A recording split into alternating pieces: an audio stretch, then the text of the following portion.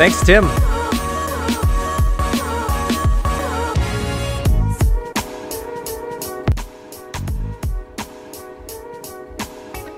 Welcome, welcome. I'm back from vacation. One full week in Disney World with the family. 92 degrees Fahrenheit, 60 to 80% humidity. Lots of kids. I want to say something. I'm so proud of my kids because it was hot, it was busy, stressful.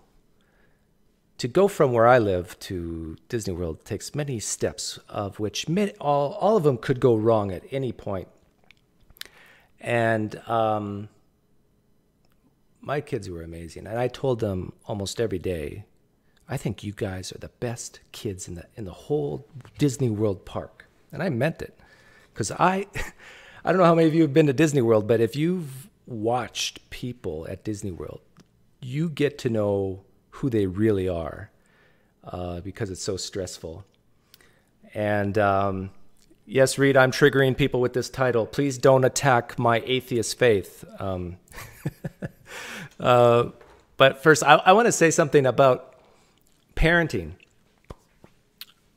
because I was so proud of my kids. And I think when you look at other parents at Disney World, it is hard for a guy like me not to judge. And I realize I shouldn't do it, but there's simple things you can do to make things like that experience go so much better, and that is set expectations properly. Like my daughter, for example, really wanted to see Hollywood Studios, that stunt show. What's it called, Kath? Indiana Jones. We saw it once, and she wanted to see it another time because she loved it. And I said, okay, we'll try, but there's no guarantees that will happen. In fact, expect that we won't be able to see it again. And sure enough, we missed our fast pass by 3 minutes because we were in line for characters and things didn't work out. And my daughter said, oh, okay, that's okay, Daddy. I was prepared. You know, it would have been nice if we could have seen it. No crying, no whining. It's like, I was so happy. Before I get into the meat of this live stream, I want to play this video. It's one of the funniest Christian comedians I've ever seen. And I'll make my comments at the end of it. Let me make sure the volume's up.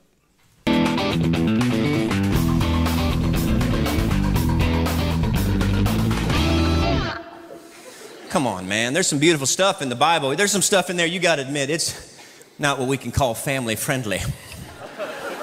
Think about it. There's a reason you don't see some of those illustrations in the Precious Moments Bible. You don't see Cain and Abel in the Precious Moments. Isn't that precious? So I'll never understand parents who will paint Noah's Ark on their little kids' bedroom walls. It doesn't make sense. Noah's Ark's a great story, but it's just out there, man. It's like, Daddy, what are you doing? I'm painting Noah's Ark on your wall, sweetheart. My favorite story. You know where God sends a worldwide flood to kill every living thing? Yeah. I love it. It's awesome. Hey, grab a brush and paint some screaming people on that rock for me just to make it real. It's going to be great. Look in the baby's room. I painted the stoning of Stephen. You're going to love that. Those birds, no, those are locusts coming to kill you. That's what they are. Okay, I just want to say I thought that was hilarious. But this is a Christian comedian kind of mocking the story of Noah's Ark, is he not? Now, if this guy was to do the exact same thing... It's the Book of Noah, the children's edition. I actually got this awarded to me when I used to go to Sunday school every week. I believed in all this till I was 8. You notice the double standard here. It's in the first case, it's called Christian comedy. In this case, it's called mocking. But really, the comedy is about the same. It's really based on the same premise, has similar punchlines. It's making fun of the story. Why is it that when a Christian does it, it's not mocking? When an atheist guy like Ricky Gervais does it, it's mocking. It's an attack on Christianity. And that leads us to our next video. My good friend, Mike Winger. I got back from vacation on Saturday. Sunday, I woke up, didn't have to go to church because I, don't believe. So what do I do instead? I go on YouTube and see a little notification because I'm still a subscriber for Mike on Mike's channel. I think Mike unsubscribed from mine. Mike, shame on you. And this video, How to Prepare Your Church for Skepticism, came up, and so I started watching it, and I realized he repeated one word over and over again, and the word was attack. And if you, I don't know if you guys know this, but if you go to the ... underneath each video, it says more. I recommend you do that with my videos, all videos. You click the more button, you get the transcript. It will come up in English or any language you want, and you can do Control F, and you can search for certain words in a transcript of a video. It's very, very handy. And so I recommend everybody do that. And so I did that with the word attack, and it came up, this is without exaggeration, but it's close. I think it was 46, 47 times Mike used the word attack. And well, let me play how he's defining an attack here. They kill outreach, and they're certainly not part of what the Christian is called to have. So the bubbles burst, and we're exposed to various, we'll call them sources of contamination. And here I'm likening the skeptical doubt, an attack on a Christian's faith, as a possible contamination, like a virus coming in to invade. Now, this is hilarious to me for many reasons. One is Mike is making skepticism, asking questions, doubt, equivalent to a virus that, and viruses are not good things, right? Viruses can kill you. And so he's equating attacking Christians as a virus. The first thing that popped in my head was Peter Boghossian's book, How to Create an Atheist. And Peter Boghossian is basically saying that faith is a virus in his book. And here Mike Winger, ironically, is saying doubt is a virus. Being skeptical is a virus that can kill you like a virus can. I don't think he means that literally. I've asked this question of Christians many, many times. Welcome everybody who's in the live chat. I'll be looking at your comments shortly. But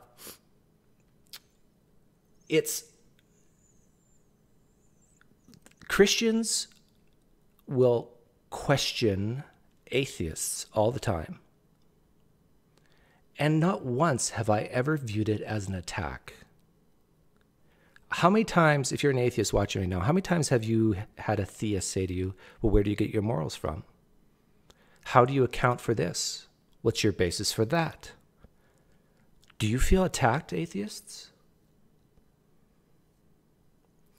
Oh, Mike, you're here. What did I misrepresent? That's not what I said. You can feel free to correct me. But I can play it again here. I got your own words. So the bubbles burst. What are the sources? What are the different ways in which the bubble bursts? Contamination, inoculation. You're talking about a bubble bursting. I think you used the word virus. So I'm just thinking, Christians, how many times have you talked to another Christian that you disagree with on something? For example, Mike, I know you're in the chat right now. You've done a video on Catholicism, Roman Catholicism, and showing how a lot of the things I agree with you. some things I don't. Remember, Roman Catholicism came way before Protestants did. It was the first Christian church. And I've seen you question a lot of things that the Roman Catholic Church adheres to, questioning like why do they believe that? It's not biblical and so forth. Are you not attacking the Roman Catholics? I just did a video on James White with Stephen Anderson on King James Version only. And James White did an excellent job asking questions, raising doubt in Stephen Anderson. And wow, did James White attack Stephen Anderson? Is that an attack on Mr. Anderson's faith? Arminians and Calvinists. I've seen many debates where they go back and forth, and sometimes it gets heated between Christians on this issue. Are they attacking each other? Is it okay to raise doubt in a Calvinist? Chris Williams is a Calvinist who comes to mind. Like, he will question you Arminians all the time. And is he attacking you? Do you feel attacked when Christians do it to other Christians? Or is it just atheists and skeptics that you feel attacked?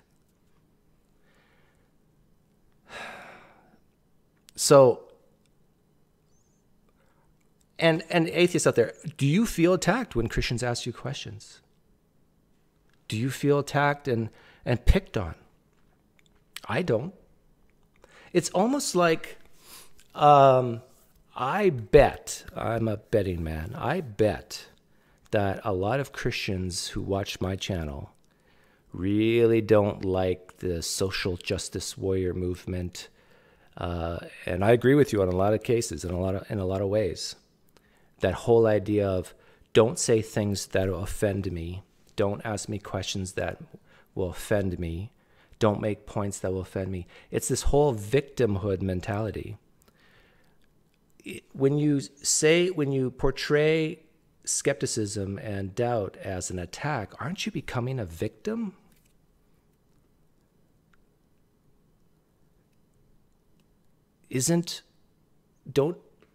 Whenever you feel persecuted, isn't that feeling victimhood?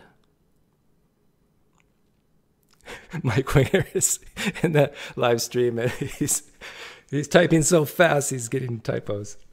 I'll tell you what, Mike. Let me play this little clip of you. What I did was every time you used the word attack, I took a few seconds before and after it, and I blinked them all together. It actually didn't even take me very long. And feel free, people out there, do the same with me. In fact, one guy has, but I have the bad habit of always saying the people I'm critiquing their names over and over again. So one guy did that for me, and I thought it was hilarious. I loved it. But here's Mike. Here's you talking every time you use the word attack, and I think it was 47 times, and it's 6 minutes long, and I'll stop it in between because I'll probably have some witty comments. Protect them against the skeptical attacks that are so prevalent today. Skeptical attacks, false religions, cults, the lies of the skeptical attacks upon the Bible, they won't touch our people. But there's a problem with the bubble, right? Nation. And here I'm likening the skeptical doubt, an attack on a Christian's faith, as a possible contamination, like a virus coming in to invade. And there it is. So a virus coming in to invade is this skeptical attack. Well, here's my question. Christians love to talk about truth, and I believe in truth. I think that if you are at intersection, a crosswalk, that it is true, absolutely true, that if you walk into that intersection without looking both ways, and there's a 5-ton truck going down the road at 45 miles an hour, and you walk right in front of it, the truth is you'll probably die. No, you will die if it's a direct hit. That's the consequences of not adhering to the truth of looking both ways before you cross the street. There's also other truths, like if you don't vaccinate your children, that there's a higher probability that they could get really sick. That's a truth out there that I adhere to, and it has severe consequences if you don't adhere to that truth. So my question to you, Mike, and the Christians listening is, what is the consequences of leaving the truth of Christianity? What's the worst that could happen?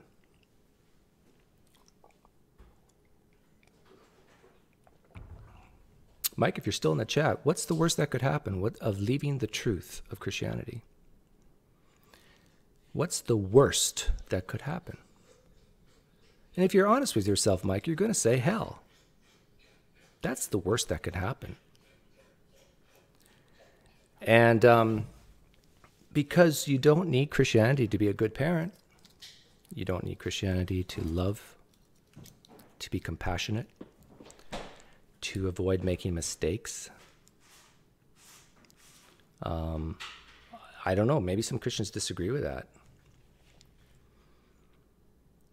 But I see people of all religions make mistakes all the time. People are people. What's the worst that could happen by doubting your Christianity? That truth. Reflect on that.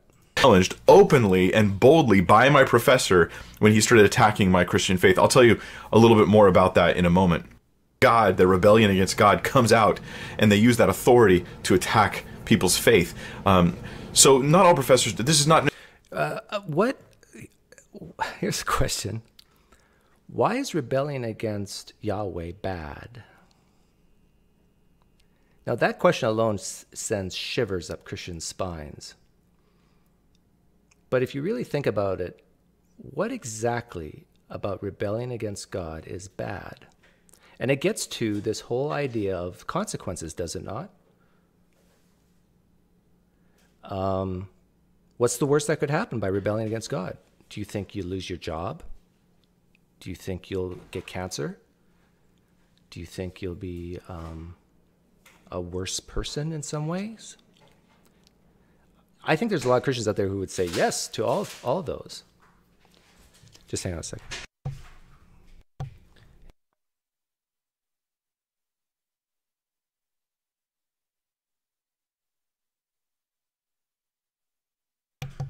My wife just got home and is making lunch, but I'm sure you guys can hear that in the background. So again, what's the worst that could happen by rebelling against God? I think it's, again, it all boils down to this. The worst that could happen is you burn in hell for eternity, right? To paint with too broad of a brush, but every university has professors who will attack the Christian's faith, or so it seems to me. Now, so, and later on, I don't even know if I played the clip, but later on Mike talks about what the question was, and I think it was the differences between Genesis 1 and 2. And at college, Mike, you didn't know the answer to that because I think you had to go look it up and find the answer, find the solution, find the harmonization to make it all work and fit, which is very prevalent in all religions. When there's a problem or a tension, there's always a solution out there. But anyhow, just a professor asking you that question about Genesis 1 and 2, you view as an attack? Why not just view it as a legitimate question? Family and friends are another source of that. Very first people to ever attack my faith for the first few years of my Christian life. The sustained people were in my own family.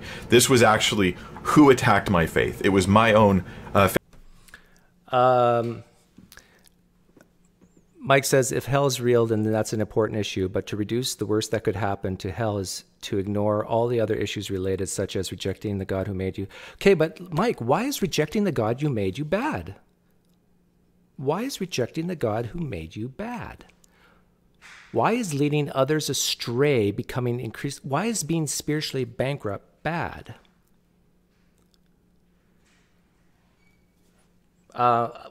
Sorry, Mike, I haven't read every comment you've made. So if there's anything further that I've misrepresented you, just put it in the chat, and I'll keep an eye on it as I continue.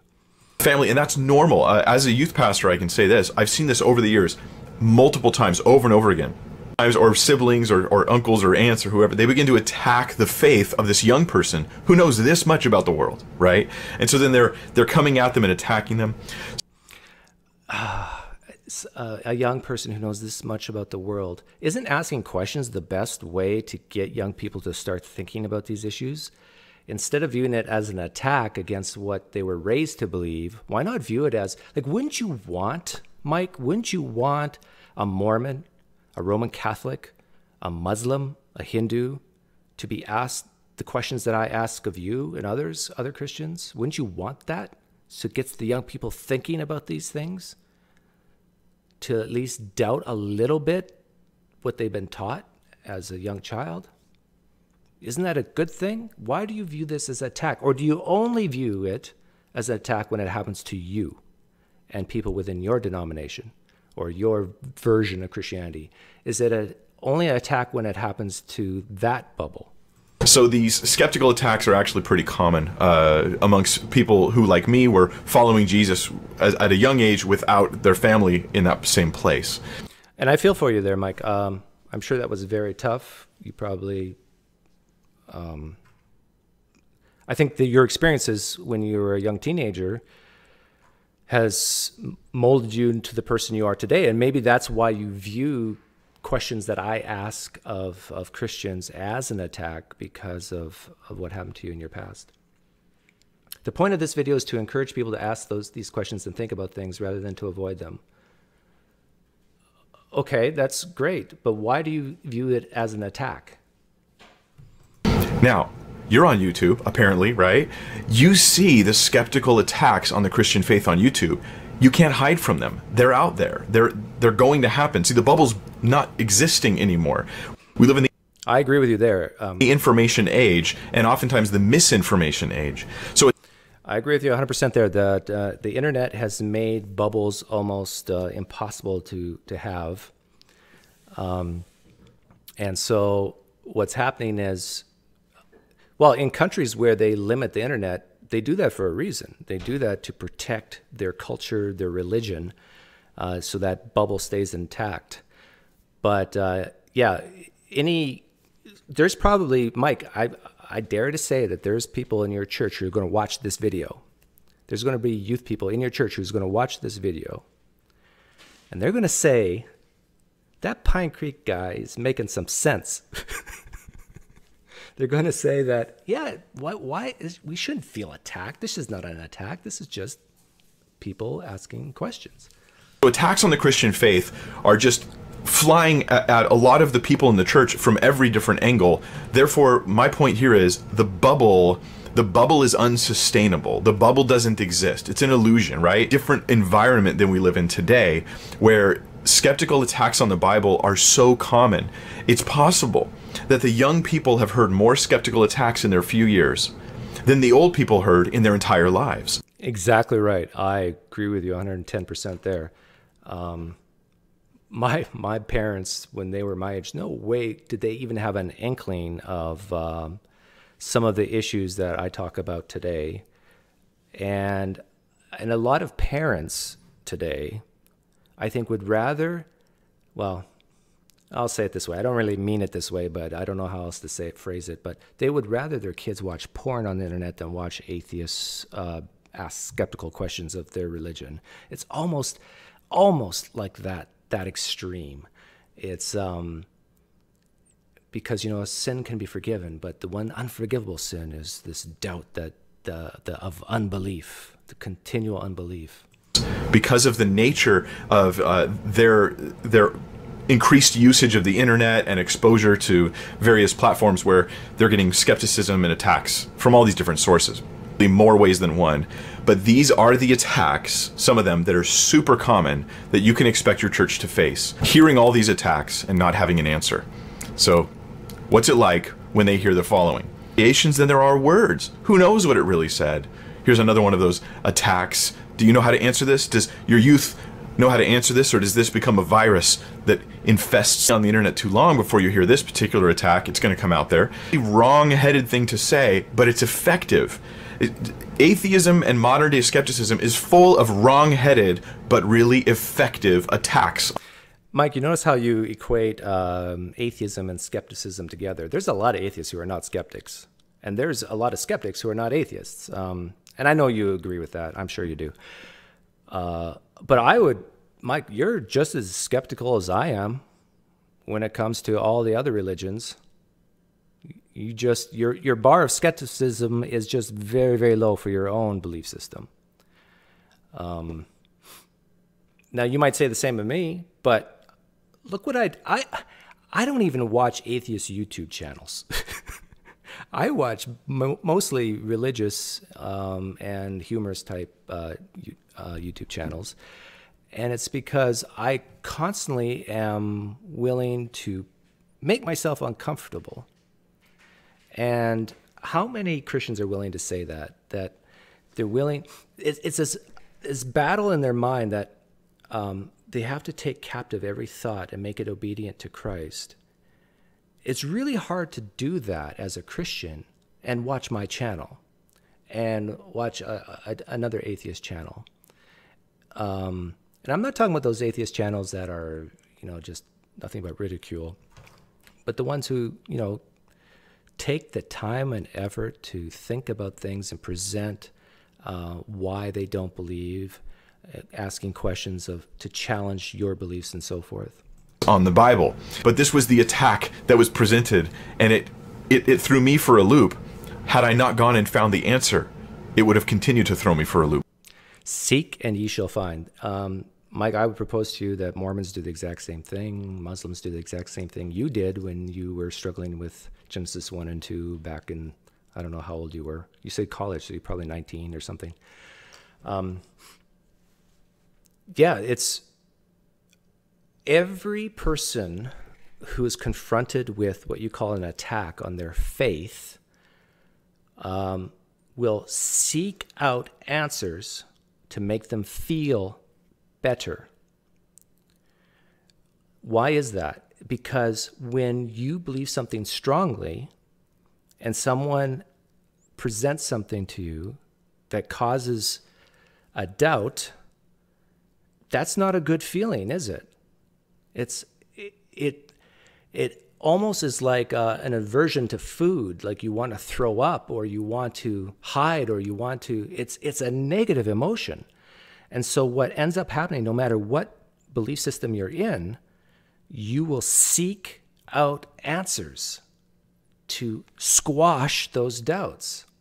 Instead of, and here's what I propose, instead of embracing it, giving that doubt a big old hug and saying, welcome, I love you, doubt.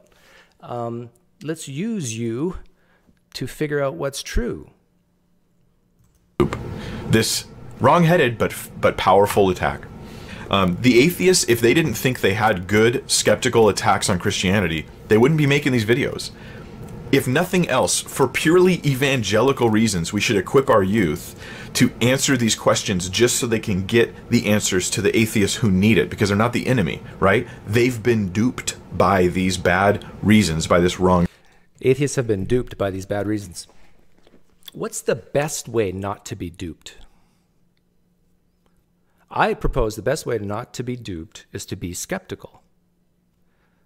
There's a knock on the door. Hi, I have the best vacuum ever. It only costs $3,000. That's, skepticism is really good there. It can save you a lot of money.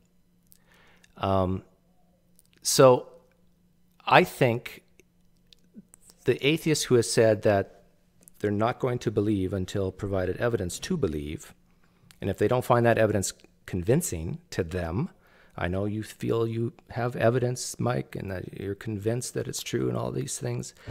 But there are atheists out there who know the evidence better than you, and they don't believe.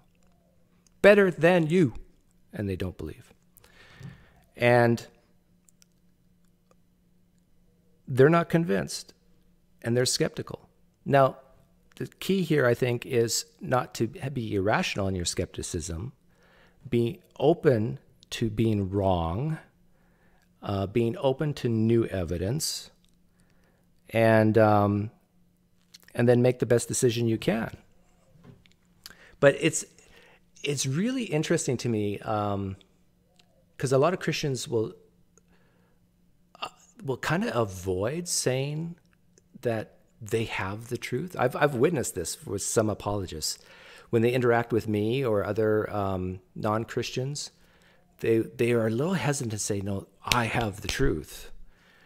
But I recommend to all Christians listening to this, don't be scared to say it like Mike here. Mike, I commend you. Say, I have the truth, and I want to share it with you. But then on the same token, I think it's wise to, if you truly, truly value this thing we call truth, I think it behooves you to say, I could be wrong.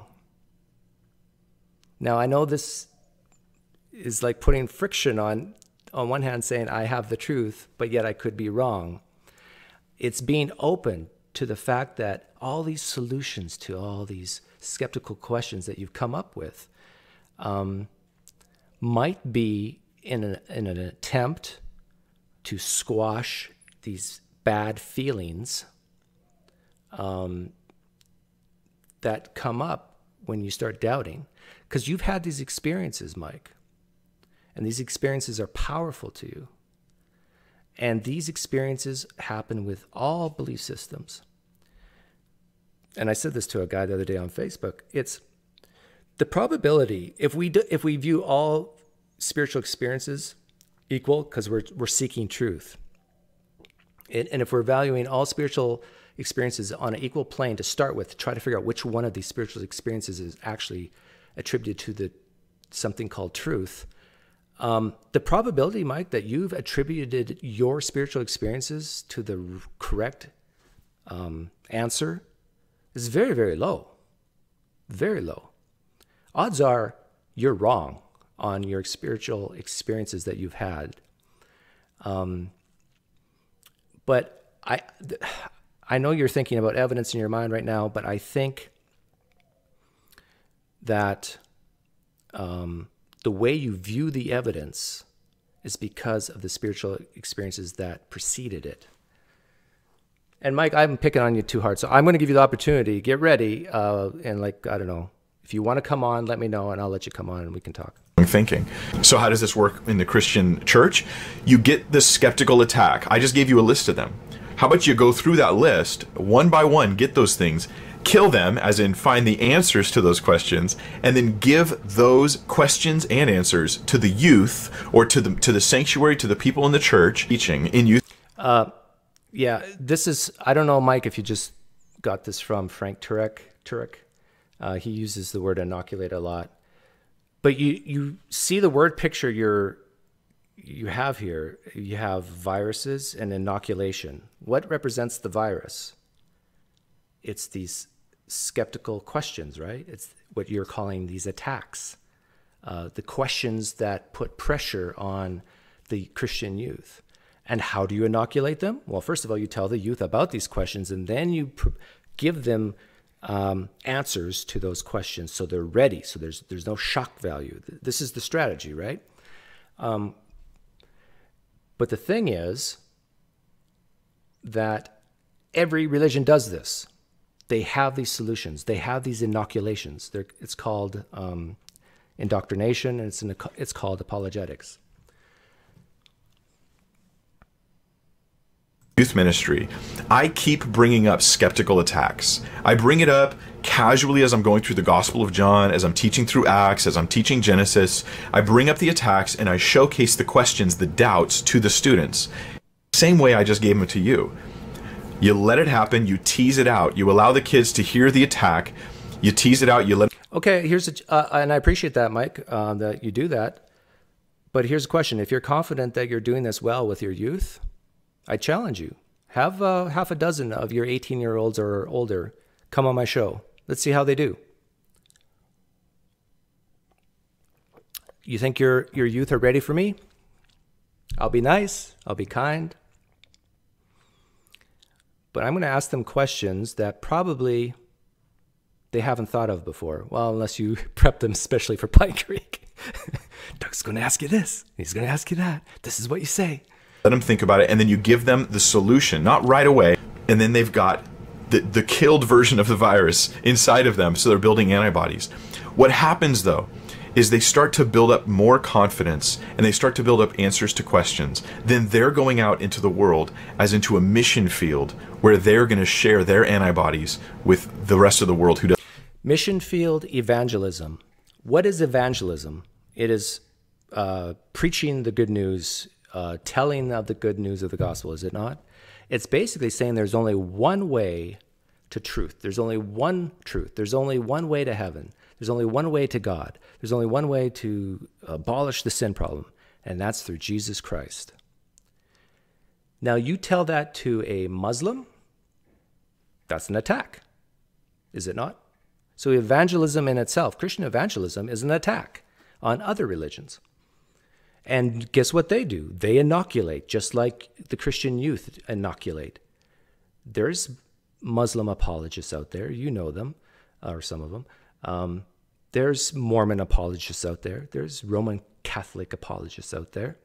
They inoculate just like you do, Mike. Doesn't know. So you could actually turn this kind of skeptical attack into an opportunity to proclaim the gospel message to people. I think that's a nice little inoculation, in my opinion. Intelligent book came out of such a dumb environment. So yeah, attacking the authors of the Bible, it seems to me backfires and just makes the Bible look that much better. The skeptic would be better off saying the Bible writers were geniuses, and that's how they did all this stuff. I don't know if the Bible authors were geniuses, but they were very well educated, well-read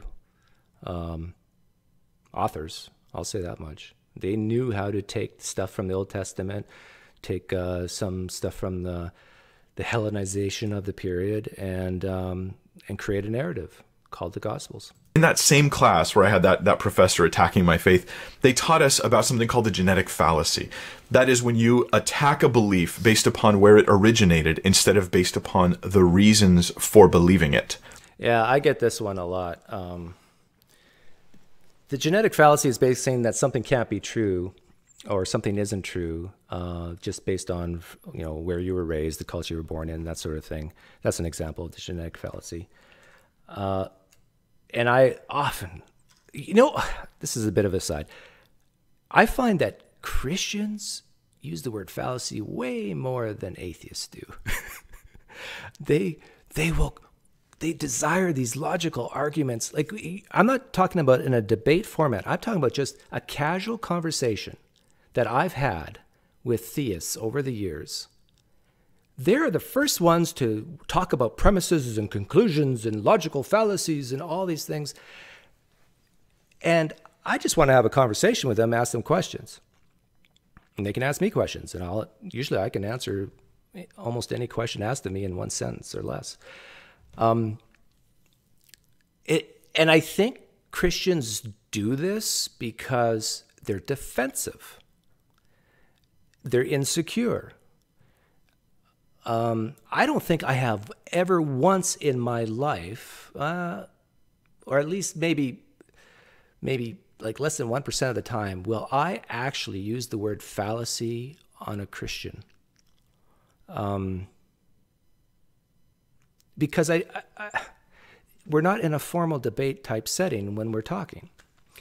And when I talk about what I think Mike says is the genetic fallacy, I'm saying, Mike, I'm pulling a person at random out of India, and you have to bet all the money you have on what religion they are. You have to. This is a thought experiment. What religion do you think they'll be? And if you're honest, you'll say Hindu. That's all the point I'm making when I make claims of that the probability is higher that you believe what you believe because of the culture you were raised in. That's all I'm saying. And I'm not making a judgment whether it's true or not. All I'm saying is that's a factor, it's a predictor, and it's a pretty darn good one.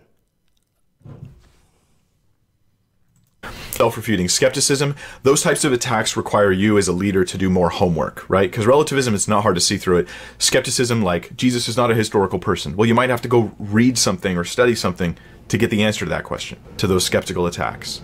And for years of your church life, you hear these things, so that when you get out into the world, you are inoculated through... Inoculated, there's that word again. Oh, and you mentioned peer pressure, but I guess I didn't put that in. And I agree with you. Peer pressure is probably the biggest factor that causes people to leave a belief system. And I've said this many times before. I think the best way to figure out what's true is to have either no tribes or many tribes. And in other words, have a very diverse peer group or have almost no peer group. Because the peer group, the people that you respect and admire, they're the ones that are going to influence you the most. And so if most of the people you respect and admire are Christians, odds are you're going to be a Christian. If most of the people you respect and admire are Hindu, your odds are you're going to be a Hindu. Not, I'm just saying probability-wise. So peer pressure is a big effect. During Blab Days, there was a guy, I forget his name. He was like from Arkansas or something like that, and he was a preacher, and he was like really boisterous. And someone asked me, what would it take for this guy to leave Christianity? And I said, very quickly, I said, give him $10 million and send him to Denmark. And give him 10 years. And then there's a chance he might leave Christianity. You hear these things, so that when you get out into the world, you are inoculated through, like if you were reading the Bible and you were going to attack a specific passage of scripture and be like, well, what's up with that? Chances are that when critics... I put this in because, look at that. Josh McDowell, Sean McDowell, Norman Geisler. The first thought that comes through my head is Mormons have books like that too. And Mormon youth read them, and they feel like they can take any attack after they're done reading them. Is this not just confirmation bias?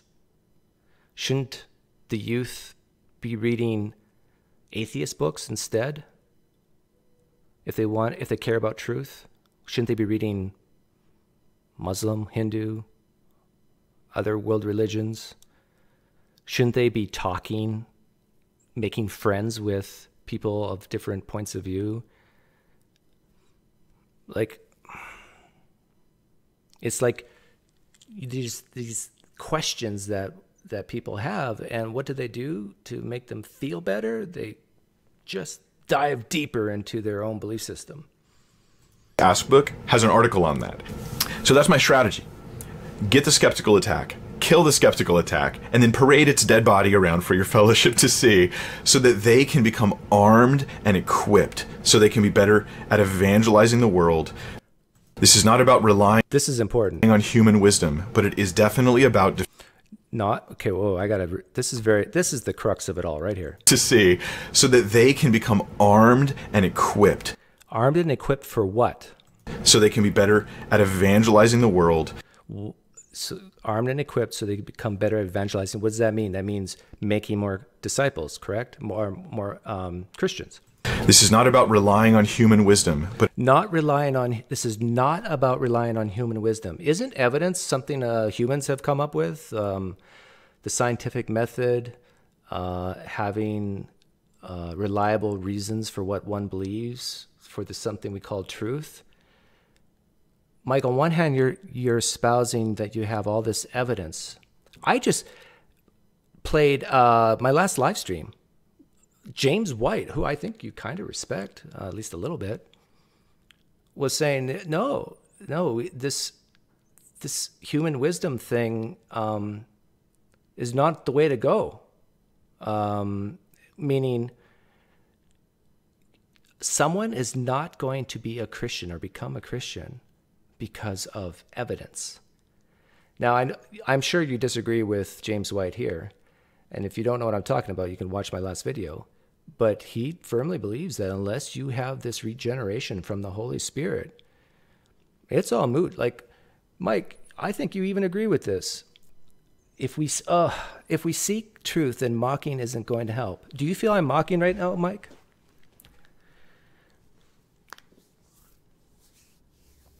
The mocking and insults that come from the atheist community are good at keeping them from thinking honestly. Mike, I don't know when you got here, but I played this clip of... Isn't that precious? Is this mocking, Mike? So I'll never understand parents who will paint Noah's Ark on their little kids' bedroom walls. It doesn't make sense. Noah's Ark's a great story, but it's just out there, man. It's like, Daddy, what are you doing? I'm painting Noah's Ark on your wall, sweetheart. My favorite story. You know where God sends a worldwide flood to kill every living thing? Yeah. Is this mocking? Like, it's all in the perspective, right? It's like when a Christian makes fun of the Noah's Ark story, it's comedy. When an atheist does it, it's mocking. Ugh. Okay, Mike, do you want to come on?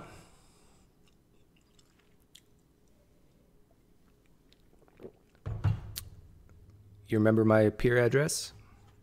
Peer? I have while Mike's deciding whether or not he wants to come on, I had a new thought experiment question I want to run by you guys. I don't think I've ever heard anybody ask this before. But here's the question. And Mike, if you can answer this question in the chat if you don't want to come on.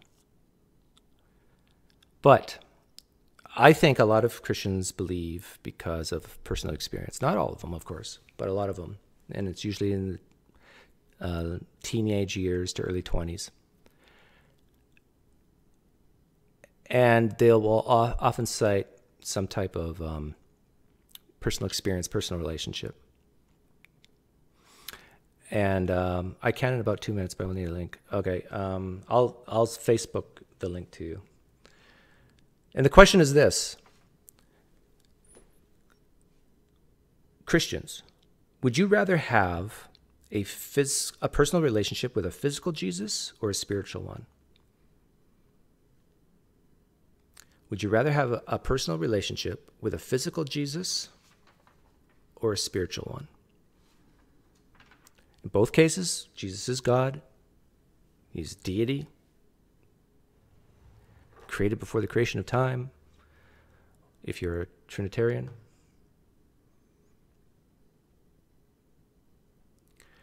Is Christian apologist here? Oh yeah, Christian apologist. This question's for you too. This is a thought experiment.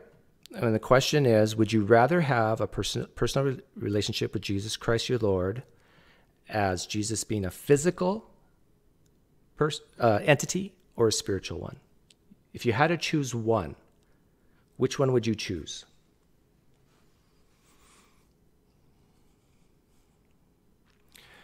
And if you say spiritual, I'm going to call BS on you. It's almost a rhetorical question, is it not? If you had to choose one, this is a thought experiment. It's a hypothetical thought experiment that philosophers use all the time, Christian philosophers even. If you had to choose a personal relationship with a spiritual Jesus or a physical Jesus, which one would you choose? You have to choose one. Thank you, Christian apologist, for your honesty. She would choose the physical. Now, tell me why. Tell me why you would choose the physical rather than the spiritual.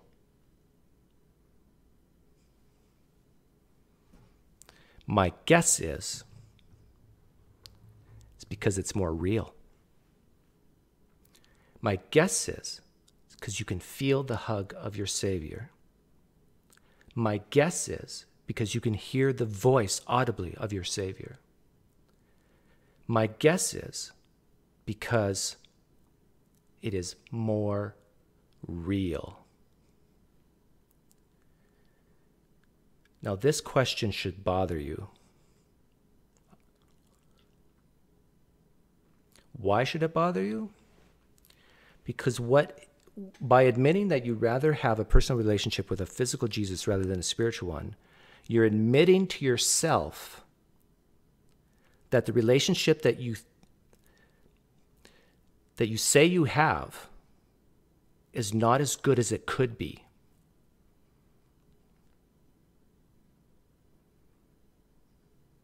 Am I wrong?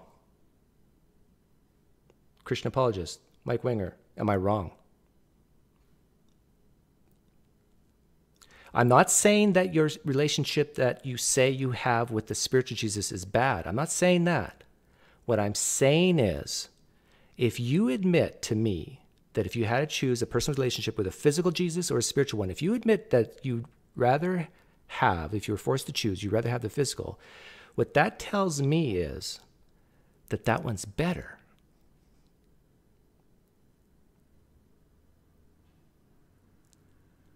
You understand where I'm going with this? Why is it better? Because it's more real. It's more real. There are so many people in this world who have personal relationships with entities that you believe don't exist. How do you know you're not one of them? How do you know you're not one of them?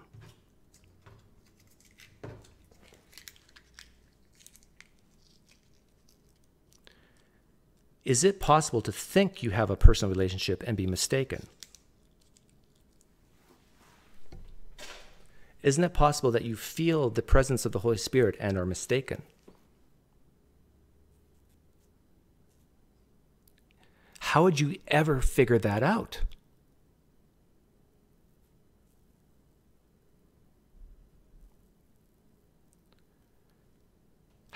Christian apologists, how would you ever figure out if you were mistaken that this personal relationship you have with Jesus is real or not?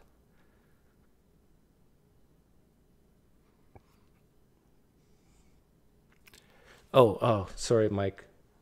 Mike's probably waiting for the link and I forgot to give it to him. Mike Winger there.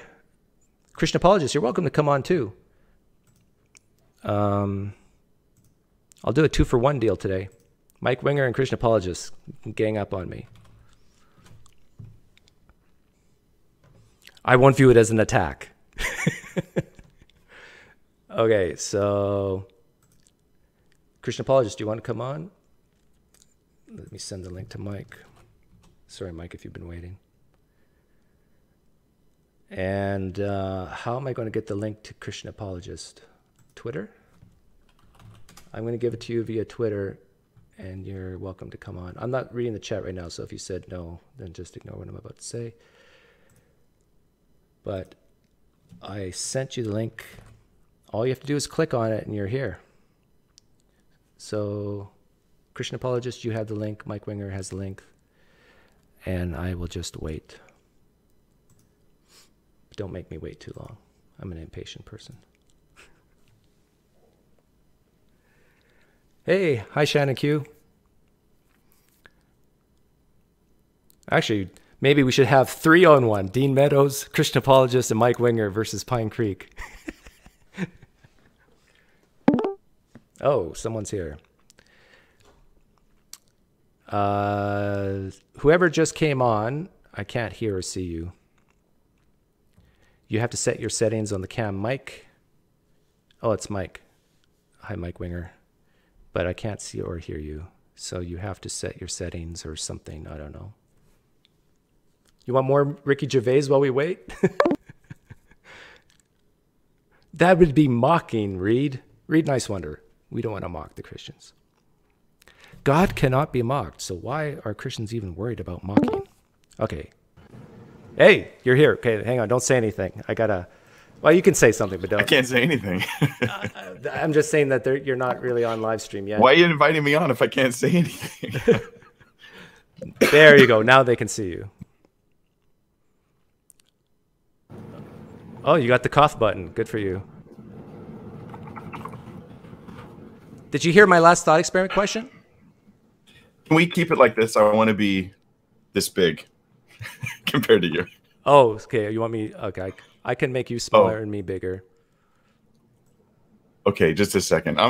I just like didn't know I was going to be coming on today, so I'm not ready at all. So give me just a moment to. Yeah, thanks for dressing up for me. At least I got a collar. You like that? You know what this is? I want to be in control. Oh, that's why you're a Christian. I don't want to let you control the conversation. That's why I came on, Doug. Okay. I invited Christian apologist, but I doubt she'll come. She's scared of me. Yeah, right. That was a sort of a bait. You thrive when people don't answer your questions, Doug. It's like your favorite thing in the world. No, I don't like it. I don't like it. Oh, yeah? Well, so you're doing a critique of me, and our mutual friend Dean Meadows sent me over a text, and he was like, he's doing a video on you right now.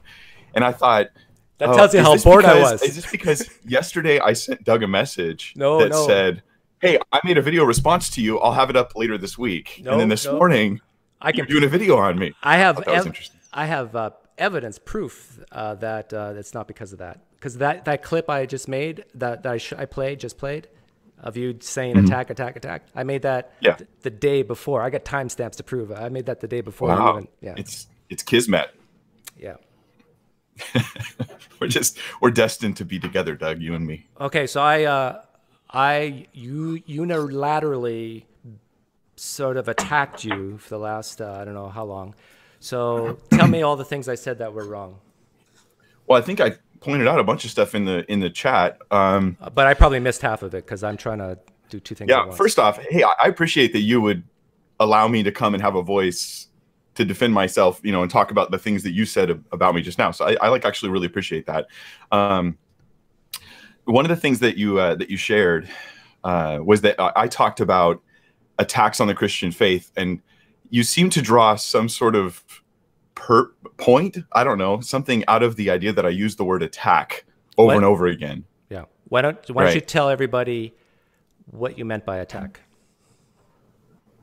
I usually, generally, I'm really careful with the way I say things. And so when I say attack on the Christian faith, I mean attacking, not the Christian, attacking the Christian faith. But what do you mean by attack? Like as in, I believe Christianity is true, and this is being presented as a challenge to the Christian belief, to the idea that it's true. That would be attacking the Christian faith, attacking the person continuing to believe in Christianity. That's what's under attack. I think it seems pretty obvious. There's a difference between attacking that and attacking a person. I never said attacking the person. Yeah. Oh, yeah, I agree with you there. But okay, but hold on, because actually in your video, you very subtly moved from attacking the Christian faith to talking about me presenting things like it was a victim mentality, where it was the individual that was being attacked. Christians are under attack, that kind of thing. No, in a sense, under attack, but I don't use that terminology usually because it sounds like victim stuff, and that's not what I mean by it. The victim mentality can be more than just personal. You can have the victim culture. You can have the sort of like a group of people collectively as victims. But anyhow, the reason why I did the Control F on your transcript for the word attack is because typically when people hear the word attack, they think of something very nefarious, very dire, almost physical.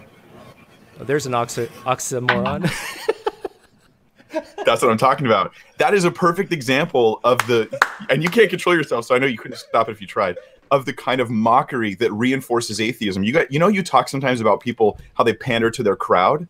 Mm-hmm. The mockery and the joking and the ridicule from skeptics towards Christianity is a way of reinforcing skepticism amongst the crowd and causing peer pressure and ridicule to come upon those who believe, so that if they can't think about the reasons they believe, they can be duped just by peer pressure into abandoning those beliefs. I think that's one of the strongest things going on with modern atheism. So you feel that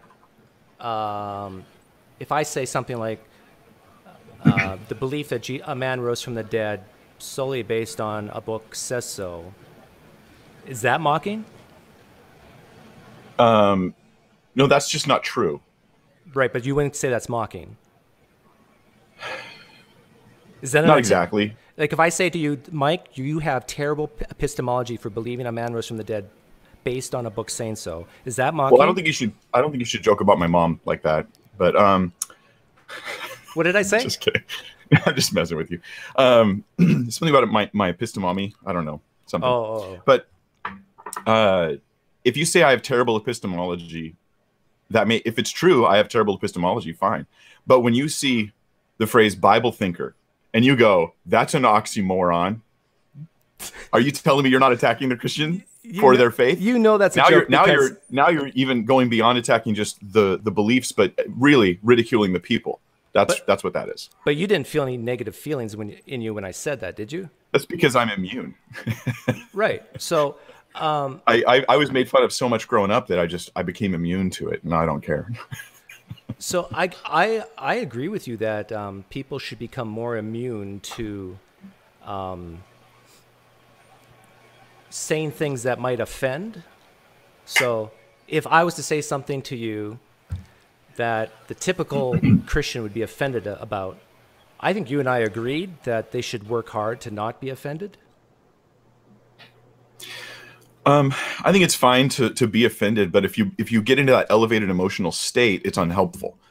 And so, right, but I mean, but that's what it is you mocking Christianity a deep offense to me?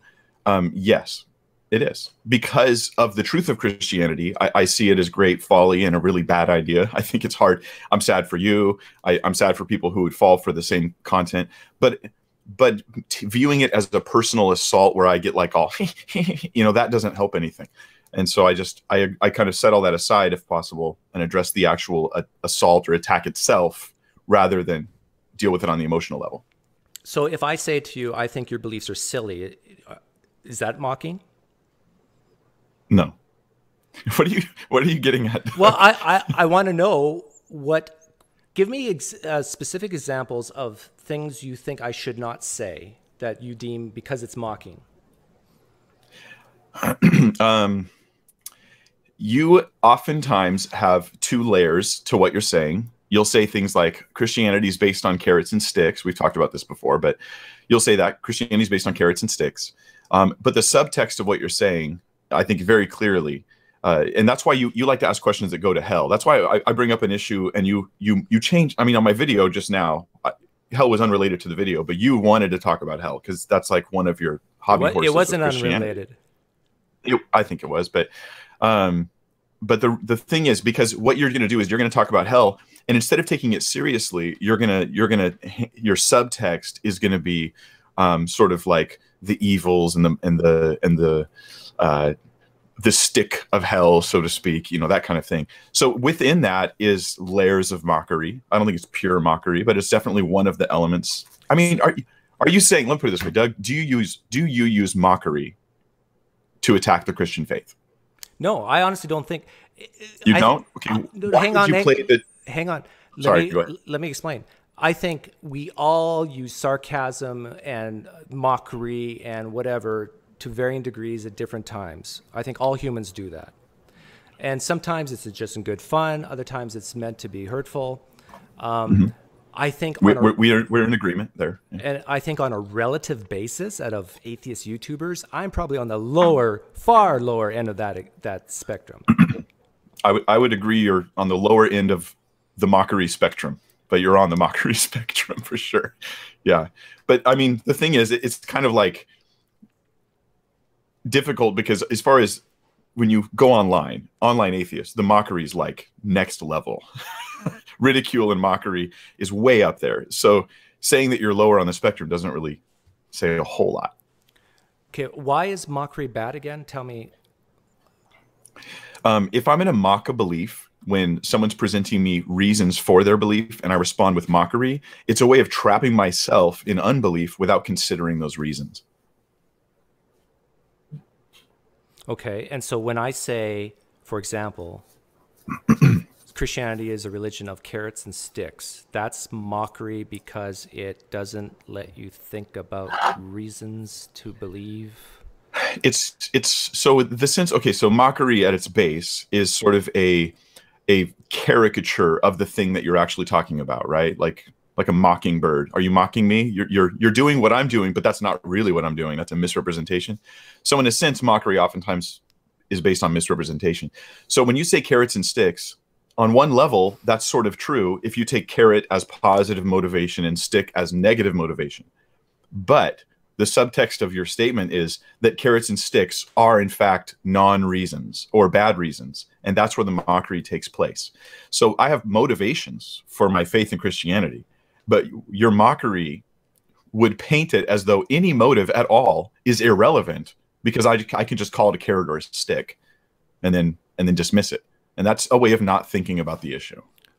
Okay, I agree with that. But you know, in the past, we've spent hours talking about things at a deeper level. So it's not just all boiled down to carrots and sticks, of course. That's the funny thing. So when you're doing stuff on Christianity, sometimes you'll delve into an issue, and I feel like you touch on, excuse me, on the apologetics. You know, the argument for the Christian faith here in this area. You'll touch on that. But then at the end, you seem to always kind of, at the end, you conclude with oversimplification and the subtext of mockery and then psychological attacks. And, you know, I think reasons come, or faith comes first, reasons come later. And statements like that just don't help and are misrepresentations of Christians and of how we should come to truth, you know? Do you think I don't understand Christianity? I think you have a skewed version of it in your head. I think you have a lot of factoids. But I think you have a skewed version of it in your mind, yeah. Do you think it's possible for me to understand Christianity as a non-Christian? Sure. Yeah, I think so, largely. I mean... Because a lot of your Christian friends would disagree with you on that. Well, if you're going to talk about, is it possible for you to have a spiritual comprehension of the depths of God or something like that? I mean, but you're just talking about understanding Christianity. I think that you can understand the facts about Christianity. Because as simply as I can say that Christianity is at its root a religion about carrots and sticks, I can say that the Bible is basically a story of God redeeming his people in the Old Testament, that there's a sin problem, and Jesus Christ was the solution through his death and resurrection. And I very simply summed up the whole Bible. Is that mockery? No. And it was pretty accurate, right? Of course, it's not complete, but I didn't say anything wrong. Version. It's the kindergarten version of it. But Doug, I don't think everything you say has to be mockery for some of the stuff you say to be mockery. So I don't know what you're getting at there. Well, what I'm getting at is I think this is true. I've never heard an atheist say, "Quit mocking me, quit mocking my unbelief." Why is it that the religious complain about mockery and the non-religious don't? Is that what you think? The religious complain about mockery and the non-religious don't? Well, let me ask you, have you ever heard an atheist say, "Why are you mocking my unbelief?" Or "Why are you mocking me?" I don't mock their unbelief. I don't do that. I treat you the way I want you to treat me these areas. I'm not saying you do, but have you ever seen other conversations or on Twitter or Facebook or whatever? Have you ever seen a non-believer complain about mockery? I've never heard a believer or non-believer complain about mockery the way that I do. What I've observed, okay, I've spent a lot of time looking at atheist content online, and I've observed this, and I've realized, oh, there's a pattern here. This mocking thing is actually really hanging up skeptics. This is kind of messing them up and keeping them from thinking about the issues. So I bring it up because I think it's really important. But I've actually never heard anybody else bring it up in this way. When I see people respond to mockery from Christians or atheists on either side, they usually respond by saying, "That guy's a jerk. I can't stand him." But they don't really identify the mockery as having an intellectual, creating an intellectual trap for the person who's doing the mockery. I've never heard anybody else do that. That's like my shtick, I guess. Okay, well, let's move on from the mockery topic. Was there anything else that I said that you didn't like? Yeah, well, everything really. You know what? As long as the comments are staying live, they're actually in line. While you were talking, I tried to mention some things. You brought up a thought thing. I missed part of it because I had to go and turn my stuff on and get ready to come on your thing. But did you want to share that with me? Because I didn't really get to hear it out. Yeah, okay. So it's a thought experiment. You have to choose one of the two options. So it's about personal relationship with Jesus. Option one is you have a personal relationship with physical Jesus. Option two is you have a personal relationship with spiritual Jesus. You can only choose one. Which one would you choose? Which one would you prefer? Okay, so I have a couple problems with that. So you say you understand Christianity, right? Yes. So is there such a thing as physical Jesus or spiritual Jesus? Right now, no. Okay, so when we say physical Jesus, that's actually not Jesus, right? You realize this is a thought experiment, correct? Yeah, I'm speaking within the thought experiment. When you say, let's suppose there's a Jesus that's just purely physical. Now Mike, that Jesus is not the Jesus of the Bible. I don't like this, Mike, because you're basically saying I'm not going to entertain the thought experiment. No, I will, but I want to entertain it one step at a time. Within this thought experiment, Jesus, let's say, comes back to earth, is physical Jesus, and he'll spend the rest of your life in physical form. So he's not spiritual. He is physical, and you can add anything else you want to it, spiritual as well. So then he could be the Jesus that exists in reality, like the Jesus who's physical and spiritual. Right, that you believe existed 2,000 years ago. So my question is, you get to have a personal relationship with Jesus as physical form and spiritual as a bonus, or strictly spiritual. Which one would you choose? Well, I'd rather have both. Wouldn't you? I'd rather have both. Why? Now the thing is, in Christian theology, I've got his, even in your thought experiment, I have the Holy Spirit. He's with me in the Holy Spirit right now. Okay, he's I will come and make my home with him, and he sends the Holy Spirit. So he's spiritually with me presently. In addition to that, having him physically present would be glorious. But if I had to pick between only spiritual or physical, I'd pick spiritual, because I'd rather have him in me than near me, personally. But that doesn't fit the Christian worldview, because there isn't a choice between physical versus spiritual, because now you're creating a cult. Wait a minute, didn't you just say that you'd rather have the physical Jesus, and now you're saying spiritual? Which one? No, I said I'd rather. To your first question, I answered I'd rather have both physical and spiritual at the same time. Right, I'm giving you both, and that's the first option. The first option is both. Okay. The first option is both. The second option is spiritual only. Which one would you rather have? Both. Why would I say I don't want him physically present? Okay, now why would you prefer both physical and spiritual as opposed to just spiritual? This is where in my mind, I'm going, I don't see the significance of this, but I'm trying to figure out, what is Doug trying to say? Because you often try to imply things. No, let's be honest. You're trying to imply things that are meant to create this psychological doubt in the mind of a Christian, right? And so I'm thinking your implication is that something's wrong with the Spirit indwelling me, that's not enough. And so that's why I must need it, which maybe if you draw that out, maybe means there really is no Spirit. You're just delusional. I'm asking you to articulate why you would prefer both rather than just spiritual. That's all I'm asking you. Because the physical presence of Jesus is not identical to the spiritual presence of Jesus. So it's additional, it's more. So I would like more of Jesus in my life. Yeah. So physical is more, but what about it? What exactly is more? What about it is more? He's physically there. He could speak. You could interact with him. I could give him a hug. I could just hang out with him, watch what he does. Why is the ability to giving him a hug and hearing him audibly better than just spiritual alone? Well, at least presently, though his Spirit's indwelling me, I don't hear him audibly. Now, if that included all those qualities somehow, then it wouldn't matter. I do think as in Christian teaching that we have an increased experience with God in the future. That's when Revelation talks about how his God will be with us. You know, his presence in Revelation speaks of it being closer and more imminent than it is even now. Right now we have like what the Bible calls like a guarantee, or we're sealed with the Holy Spirit. So we're given basically a partial experience of unity with God that will grow in the future. And so I want that to grow in every possible way. Yeah. So hearing a voice audibly is preferential to hearing an inner voice? Well, I mean, how are they exactly different? It seems to me that if I hear an inner voice, right, like simply becoming aware of something, and I feel like the Holy Spirit's really honestly revealing that to me, compared to hearing an outer voice, well, I'm still having the same inner experience. The inner experience when I hear an outer voice is, oh, I heard the outer voice. Guess what? Internally, I'm aware of what he said to me. So it seems to me that both experiences are identical, except one involves an additional outward thing. So there is not like one or the other. Which it seems one? like there's just Okay. one's more full than the other. Yeah, I understand that. But what would you say is more prone to error? So let's say we're talking about an inner voice versus an audible voice.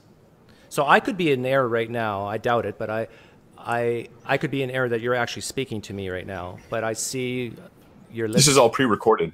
I anticipated everything. I see your lips move, and I hear. But if we were face to face, would even be more evidence of you are the one actually speaking to me. Which one is more prone to error, the inner voice or the audible voice?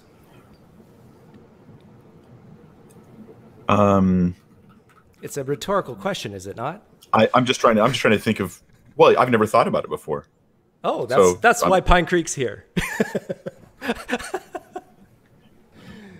I don't know. I mean, I think that the error consists not in the voice, but in whether or not you really heard from God. Because there are people who are like, the Lord's showing me this, and God didn't show them anything, because they can't tell the difference between their own desires and the Lord communicating to them.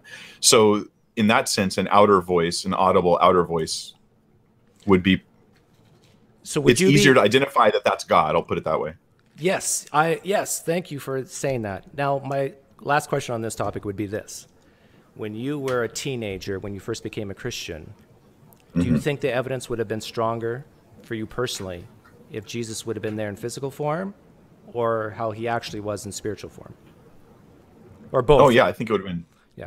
I think it would have been stronger if he'd been there in physical form. Thank you for that honest answer. Now, can we now hold on before we move on, if it's okay? Can we unpack, because this never happens on your channel, what are you trying to achieve with that question you just asked? I was just about to go there.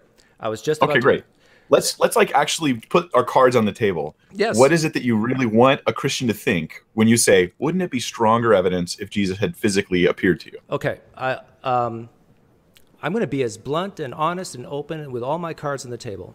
I think you are in error for believing that what happened to you when you first became a Christian had anything to do with a spiritual experience. And here's why I think you're in error. Because what you just admitted to me, that there is more error prone into spiritual experiences than physical ones because of the lack of evidence. You can't see a mouth moving and hear at the same time to get verification that what you're hearing is actually coming from something external to you. This is the point of my question. My point of my question is to get you to doubt. I'm attacking your belief that you have a personal relationship with Jesus. I'm attacking you on your definition of attack. I'm asking you skeptical questions for you to consider that. I'm not talking about the Bible right now. I'm talking about personal experiences of the Holy Spirit and so forth, personal relationship. I'm getting you to see that what you currently believe, what you banked your life on, is prone to error, unlike, or at least more so, than the error from the physical. Could be errors in both, of course. Those are my cards on the table.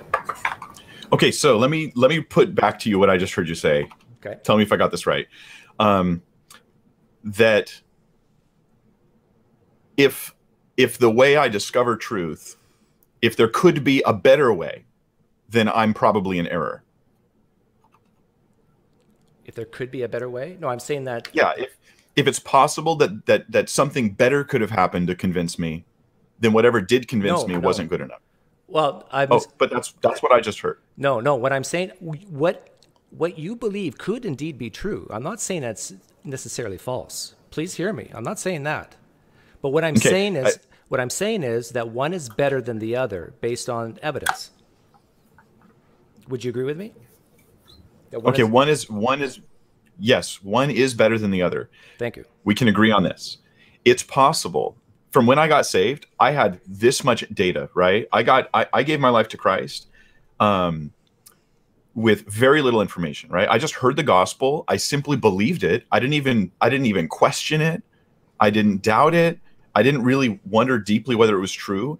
Now, if the Christian worldview is correct, then what happened was the Holy Spirit simply was working in my life. I heard the gospel. I knew my need for Christ. God had been working in me, and I received it right away. And it's a great story. If the Christian worldview is not true, then I was basically just a gullible kid who was told things and I believed it and got sucked into it.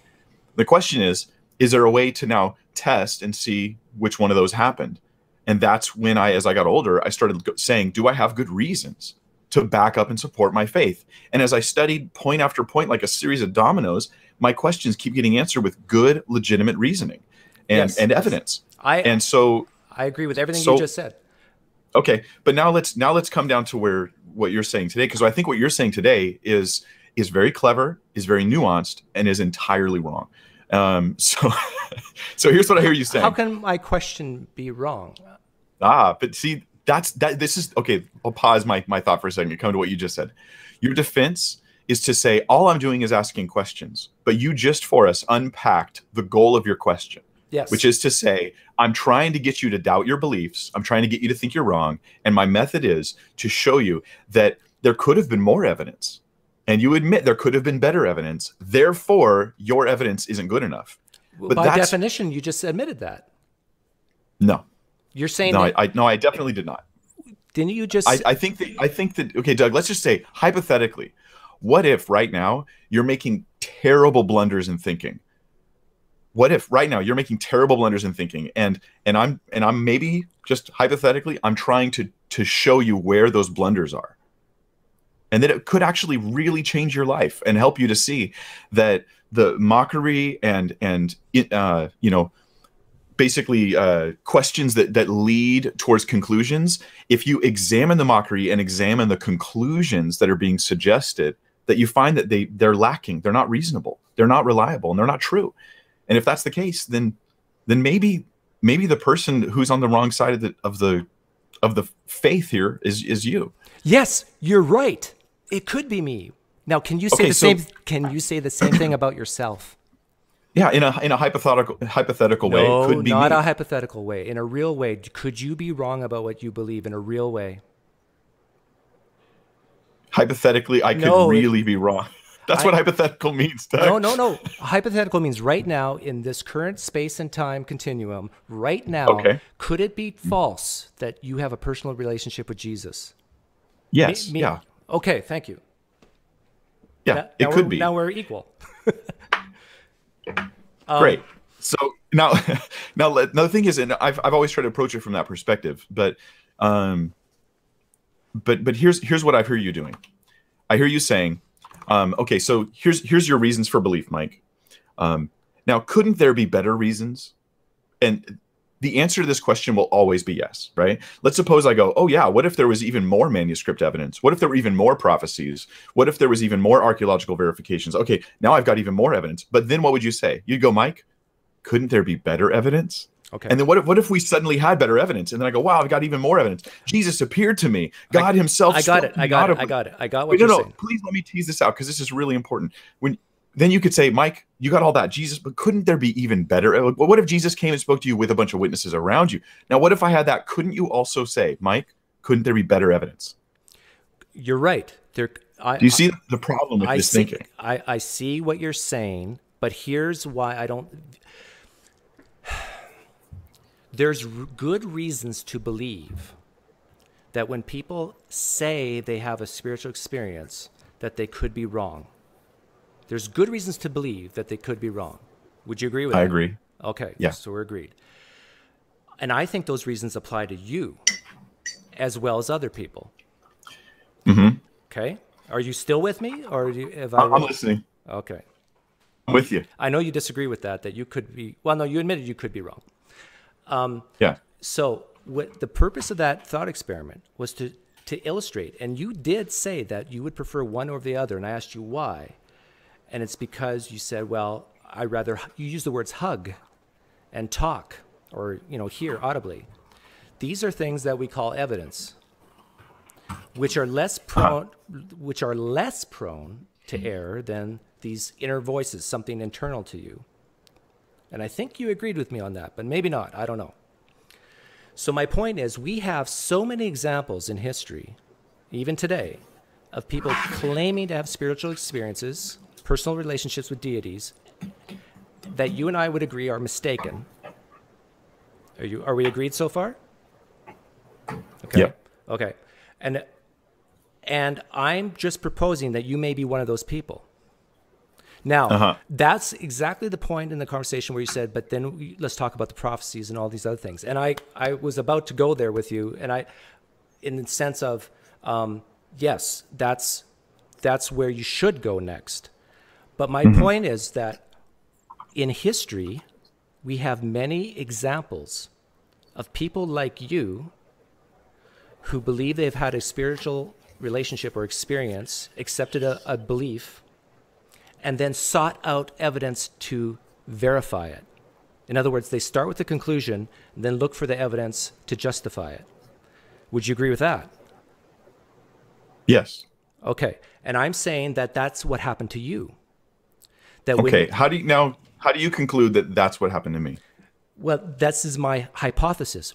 You could be believing the truth. I've said that many times on my channel, that Christianity could be true. I doubt it is. I have severe doubts it is, but it could be true. But you and I are agreed that that same process has happened to so many people in history. The odds of you getting it right,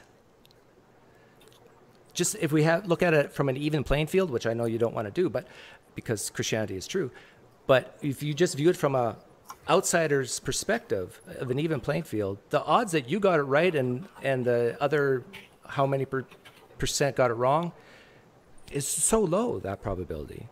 And I think your initial experience taints how you view the evidence. This is my theory, you wanted to believe those prophecies. You wanted to. And I think you've admitted that to me in past live streams. That I asked you, I think once, you wanted that comfort of Jesus or something like that, and you said, yeah, definitely. That was a tough time in my life. I will give you that 100%. I want Christianity to be true. I absolutely want it to be true. Why? Which now the fact that you don't know is amazing to me. I think I do know. But if I guess, then you're gonna. There's a creator God. There's a purpose. There's morality. There's design. There's reason for my existence. There's forgiveness for my sins. There's a glorious future and hope. The truth is that there are so many reasons why I want it to be true, but I was really aware of all those reasons and wanting it to be true, which actually made me more scared when I was in my 20s, more scared that I somehow was just, promoting it to myself or believing it without good, solid foundation. So in my own experience, I'm just being honest with you. This is the thing. I'm not trying to give you a skewed version of my story. This is just what happened. Like, I really was like, how do I know beyond all my experience? I've had times where I felt like God spoke to me and I'm like, I really think he spoke to me, but let me ignore that for a moment and ask, how do I still know it's true? Okay. And that was where all the other evidences came in. So that's why when I present Christianity to people, I generally don't even try to offer my personal experience as evidence. I always give all those other things as evidence that are not based on my experience.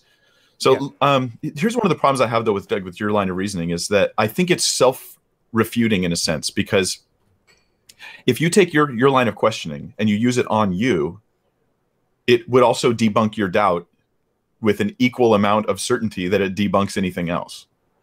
How so? I've admitted many times on live stream that I'm open and ready for the evidence of the Holy Spirit. I've prayed on live stream, I think 3 times, as sincerely as I could, for asking God to give me the gift of faith so I may believe. Yeah, except the thing is, I think that you did that on your live stream for the sake of your live stream. I mean, if you're sincerely praying to God, why would you be doing it on an atheist live stream in order to debunk Christianity? No, that's not true. Let's see, 3 years ago, it's close to 3 years ago, I had no plans of doing this at all. And a Roman Catholic guy came on. His name is Dr. Tom Curran. Dr. Tom Curran. He came on my live stream. I had no idea what he was going to ask me. He asked me, Doug, would you be willing to take that first step to being open to God, to being open to Jesus? And I said, sure. I have a master's in chemistry. I like to experiment. If what you're saying is true, yes, I want to believe it. So he said, okay, I want you to pray this. And so I did. I had no idea this was coming. And I asked him at the end, do you think I was sincere? He said, yes. I asked other people, yes. Christians in the chat thought, oh, Doug's going to become a Christian. That was 3 years ago. I did it again recently. I forget which live stream. I'm not BSing you, Mike. Okay. Well, let me grant that, because what I don't really like to do is take guesses at your psychological state, which is what you do a lot to me. But I don't like doing that because I think it's uncalled for, and I don't want to do that. So let me just say that you're sincerely asking God, I want you to reveal yourself to me. There still are other issues that could be going on, and I think that the mockery that you sometimes present, and here's the thing. This is kind of a red herring. I'm trying to think of what we should actually target our discussion on. What you share with me just now, for those who are following, for like 3 or 4 minutes, you talked about basically reasons. It was kind of the street epistemology stuff, reasons for me to doubt my faith, and it was the idea that you think we're doing street epistemology right now? Yeah, well, no, it's all this part of the same foundation. So, but what I said was that this stuff could be used equally on you, and you asked how so, and then you started saying, I've prayed for God to reveal himself, but that wasn't actually my claim. I didn't say you're not sincere. I said your line of reasoning will equally refute your own doubts as it does refute anything else. Because the point of what I like to support that if I can. The point of that story was to show that I'm doubting my doubts. That's just it. As long as you're doubting, I don't think you are. So let me give an example. So, Doug, do you have any actual good reasons to believe that Christianity is false? Yes. Is it possible that you could have more reasons than you do? Yes. So what's an example of like more proof you would have that Christianity is false? Something you could have that you don't have. We find the bones of Jesus. Find the bones of Jesus. So you don't have the bones of Jesus. Okay, so you admit that you don't have the bones of Jesus. Yeah, and I admit Christianity could be true. Okay, so then you admit it could be true. Are there any reasons at all to believe in Christianity? That Jesus Christ rose from the dead? Is that what you mean by Christianity? Yeah. Any reasons at all to believe that Christianity is true? In my opinion, no good reason, no. But aren't there people that are Christians that know way more than you about this stuff, that are like scholars in their fields, and they believe Christianity is true? Yes, and I think they're wrong. Aren't there people who've like done historical studies on Jesus and gone from unbelief to belief? Aren't there people like that? Yeah. Now, why do they believe but you don't? I think because of the cultural influence, the indoctrination or desperation, and for the exact same reasons you alluded to earlier. Meaning and purpose, morality, eternal life, guilt, sin, psychological reasons. So it wasn't because of the evidence then?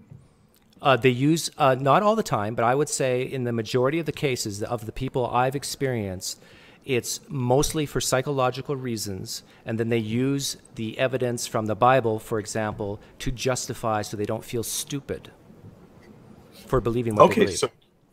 So would you say then professionals in their field who did studies into Jesus' resurrection and looked at historical records, and they came to the conclusion that you just say they're lying about their reasons? Then? No, I'm not saying they're lying. I'm saying they're mistaken. Okay, so then it wouldn't be psychological. You think they've misinterpreted the evidence. They're mistaken because of the psychological need for things like you mentioned, meaning and purpose. You told me you desire it for meaning and purpose, for a basis for morality, for eternal life, to get rid of the guilt that you have felt in your life called sin. I think these are I think those are the exact same reasons for these other people, and then they use the Bible as reasons to justify that belief. So you feel like you can psychologically discount their evidence because of what you think their psychological states are? I think there's vast evidence to show that this type of phenomenon exists in many religions, not just Christianity. And you would agree with me on those, that the conclusion that they came up with, you and I would agree, we believe that they are false. So when you were a Christian, at least in name, whether in in what sense, but you were a Christian and you meant it. Did you feel guilt over sin? Was that like a normal experience for you? At that time, yes. And when you became an atheist, was that guilt gone? Yes. So would you say that maybe your atheism has helped you relieve yourself of guilt for sin? Yes, I've asked that question of myself many times, that maybe I believe for don't believe for psychological reasons. So in a sense, you're kind of in the same boat as the people you're talking about. I'm in the same boat in the sense that I'm a human being, and we all have to work hard, just like you've admitted yourself too. I agree with you, Mike. All human beings, myself included, have to figure out a way to suppress our biases, suppress our desires to figure out what's true or not. And I agree with you, Mike, that we have to go to the evidence. But my point is that I don't need to disprove Christianity to stop believing it. All I have to do is doubt it. And that's where I think I am different than, let's say, you. I think maybe I'm wrong. You can correct me if I'm wrong, but I think you would say that you would need proof that Christianity is false. Would you say that? Or just a lack of proof that it's true. Yes. Okay. And if that's what you would say, then you and I are agreed. I have not found the evidence convincing, compelling for the claim. So, but could I say that maybe, your structure that you use to analyze those professionals, like who've researched into the historical Jesus stuff and have come to faith, you say, yeah, but you misinterpreted the evidence because you psychologically wanted relief from your sins. And we've just discussed that you've experienced the same relief through your view of atheism, and you didn't find it in Christianity. You found it in atheism, relief for your sin. Well, I don't believe in sin anymore, so I don't. That's my point. Yeah, I felt that I was born again when I left Christianity. So I agree with you. It was a great feeling. Mm-hmm. And I recommend all you Christians out there who are struggling with these doubts, who have this cognitive dissonance. This is precisely why I ask these types of questions, Mike. What's the worst that could happen by leaving Christianity? And I think how you answer that question is why you stay in it. And I think there's so much fear, which is a psychological condition, that keeps people in Christianity, and they continue to struggle and struggle and struggle. Christians struggle more than any other worldview that I've witnessed. It's because Christianity is tough. And I think you agree with that. To live the Christian life is tough.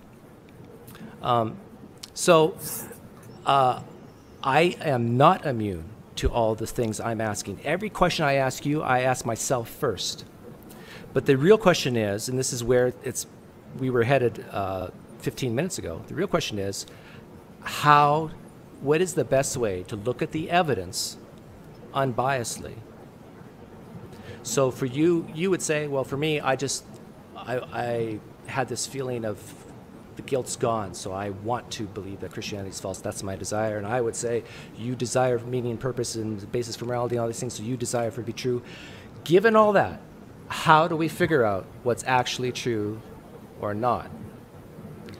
And my opinion is that you should surround yourself with ideas that are conflicting to your own belief, that you should be overly skeptical of your own beliefs, especially the ones that... Why overly? Oh, because of the pattern I see in people. Like, you and I are both very skeptical of Mormonism, right? I think you might even be... Well, no. Yeah. Our skepticism of Mormonism are sky high.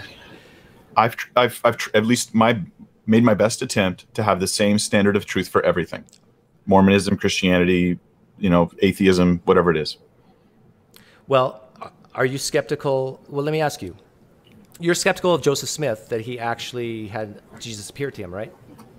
I'd say you could say skeptical. I'm more even beyond that. Like, I think there's super strong evidence that he lied and forged documents. Yeah. Well, that he called scripture, where he said, I have a video on the book of Abraham, and how he says he translated it from Egyptian, and we know for a fact, like undeniably, he fabricated it. It was from the Egyptian Book of the Dead and the breathing permit of Hor, like these ancient Egyptian texts that had nothing to do with the Book of Abraham. But in history, Jesus either appeared to Joseph Smith or he didn't. no matter what the texts say later. Like I guess it would need at least one text that says that he saw. We can test his character through that and prove that he was making up claims of revelation from God. So my question to you is, are you just as skeptical of that Jesus appeared to Paul on the Damascus Road as you are that Jesus appeared to Joseph Smith? No. And the reason for that is because? Well, because I have reasons to verify the truth of Christianity. So let me put it this way. I debunk Joseph Smith's claims because I tested Joseph Smith's claims and found them to be false. But whereas the claims in the scripture, where you can test, you can't test every claim, but where you can test them, they show themselves to be true. But when you first became a Christian, and I know you probably don't like what I'm about to say, when you first became a Christian, you had no idea about the evidence, or very little, compared to today. Yes. Why did you believe back then? Why weren't you skeptical back then? Remember, I gave you two options earlier. I said, what are the two possibilities? Do you remember? Why did you believe back then? And yeah, in these two worldviews, where Christianity is true or false, I gave the two possibilities. I was a gullible kid, and I just soaked up what someone told me and believed it and then was duped into it. Or it was actually the work of the Holy Spirit in my life. And then I wanted to know, how do I test to see which one of those it was?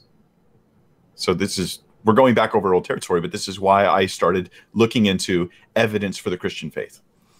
Now, there are many conversations I've had with you in the past where I remember you, Cam, and I were in a private appear, and we asked you about the synoptic problem. I talk about this in the video that comes out on later this week. And I know you're well aware of it now, but when we asked you a year ago, it's like you had no idea. And I guess that really concerned me, because here we have a Christian who is evidence-based. This would be one of the first things you would go to test the reliability of the Gospels is, are these even four independent sources? And the answer is no. Okay, so I'm grateful to get to bring this up on your channel. I talk about it a little bit on my channel. Cam has said, he said this to me privately too. I know he believes it. I don't think he's trying to make stuff up about me. I think he's being sincere. But he says that I'd never heard of the synoptic problem, which sounds like, Mike, what rock are you living under? You've never even heard of it? Except that's not true. That's not true, that I've never heard of the synoptic problem. I was trying to find him, but I couldn't find him. I actually have my old syllabi from when I was in the School of Ministry, and we went over, among other things, back in like 2005, we went over the synoptic problem, among a variety of other issues that we went through. Obviously, I'm familiar with the synoptic problem. What I'm not familiar with, and I completely admit it, is all of the German names associated with all of the various theories as to how to resolve the synoptic problem. I don't remember all those things. And the reason why is because I kind of don't care. The big issue here is the synoptic problem, by and large, does not touch on the truth of Christianity. It just touches on the nature of the content found in the Gospels, but not the truthfulness of it. We do know that there are independent, or at least have good reason to think there is independent records being used in the production of Matthew, Mark, and Luke. So there's the synoptic issues, but there's also the non-synoptic parts of those same Gospels. And so anyway, there are multiple sources found within those three different letters, although they may depend on a similar source for some of their content. But I don't remember all the German names, with the Gruber bomber theory or whatever. I don't remember all that stuff, and I don't care. It doesn't directly relate to the truthfulness of Christianity, so I haven't labored to try to memorize it. I mean, that's the truth. And this was sort of blown up into Mike's incredible ignorance about these issues. And that's just not accurate. Now, the thing is, before Cam mentioned this online, we had a dialogue back and forth on Facebook where I was like, Cam, I've heard of the synoptic problem. And he goes, no, you haven't. You said you didn't. And I go, I've heard of it. I said, I don't remember the conversation, to be honest. We had a long talk. And maybe I misspoke or was misunderstood. I don't remember, to be honest. But I told him that. And then after I told him that, he went live and outed me as synoptically ignorant, well, which is just not accurate. The reason I bring that up is, like, I don't know how old you were when you started delving deeper into the evidence, but I would think that if you really care about an issue and trying to figure out if it's true or not, you look to what the opposite people are saying even before you've made a commitment to it. Like sort of like what's his name? Lee Strobel claims to have done. Yeah. But I don't believe he actually did that. But well, he did, but he never mind. It's too good to be true, huh? He's got to be lying. No, he's not lying. He couldn't really be convinced by the evidence. He's got to be. He was a drunk. Couldn't really be. He was a drunk with a pathetic life, and his wife became a Christian. There's a lot of psychological reasons to become a Christian. There's the Doug version. So, Doug, here's a question for you. You mentioned that I should, and I get what you're getting at, right? It's like we're striving for a sense of an unbiased approach. Is that kind of what you're trying to get at when you're like, you should look at the people who disagree with you before even looking at those who do agree? I think that's unfair. I think you should, if you want to really test your claims, you should look at both, not one over the other. You should just look at both. But there's no such thing as being unbiased. You're not unbiased. I'm not unbiased. You've got issues in your past that lean you and in your present that lean you towards certain beliefs and certain views, and I do too. The best I can do is to acknowledge those biases and try to recognize where they're influencing me, but not to simply jump on the opposite side of my bias and assume that that's true. That would be unwise. Well, this is what I meant by when I say we should be overly skeptical. I disagree with you there. I think, especially on things that impact your life greatly, especially on things that are big claims that affect our lives, we should be overly skeptical about them. If we value truth. Where do we go from here? I still am bothered that a little bit that you use the word mock and you're so concerned about mocking. To me, like you could try to mock me right now, and there would be nothing that would.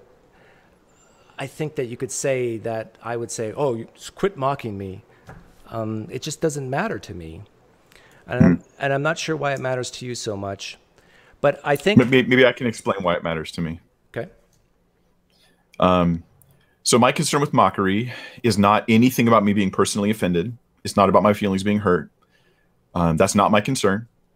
My concern about mockery is that when I ridicule and mock those I disagree with, it keeps me from thinking about what they're saying.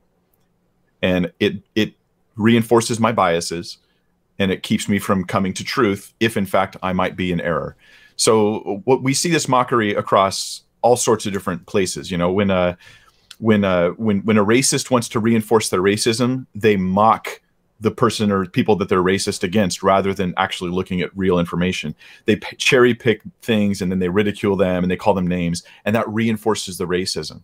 Now, if they would stop and think rationally about the issues, if they would stop mocking for 5 minutes, they might be able to see that they're actually wrong.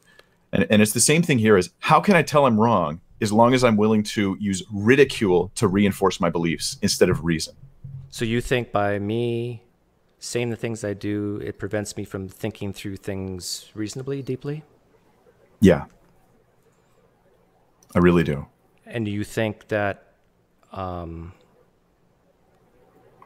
you think I'm unreasonable? Yes. When it comes to Christianity, I think you're very unreasonable. I'm just being honest with you. I'm not attacking you. Yeah, no, you can't hurt my feelings. Do you think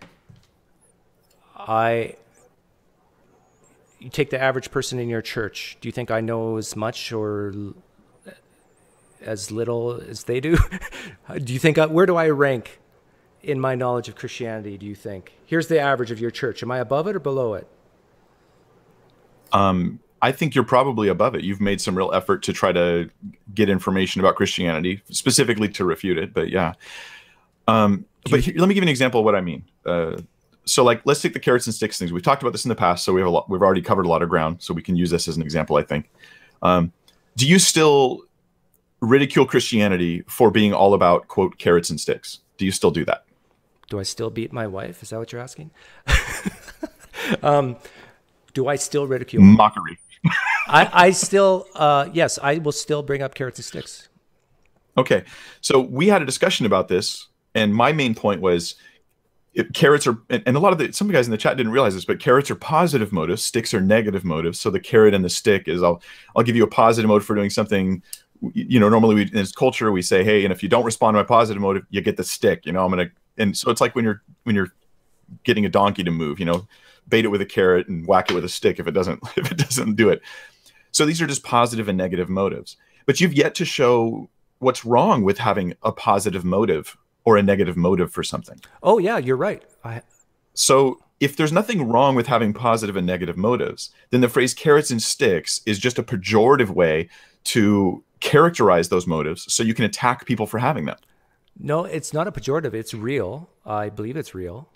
I think it's a real reason why people are Christians. Well, carrots and sticks is just like saying reasons. Yeah, right. So, but this like, is why true things. That's my carrot. This is why I say it, because my hypothesis is that Christians are not all, many Christians are embarrassed by the concept of hell. Okay, I mean, I'm not embarrassed by I know it. You're not. And I knew you'd want to go to hell, but why don't we talk about hell then? What's wrong? What's wrong with hell? What's wrong with hell? Sure. Well, it's painful. From a Christian viewpoint, you be in the Christianity, be in the Christian worldview. Yeah. What's honestly, what should hell be embarrassing to you? You want me to be a Christian now? Yeah. Yeah. And in the Christian worldview, should hell be an embarrassment to you if you're a Christian? Should it? No.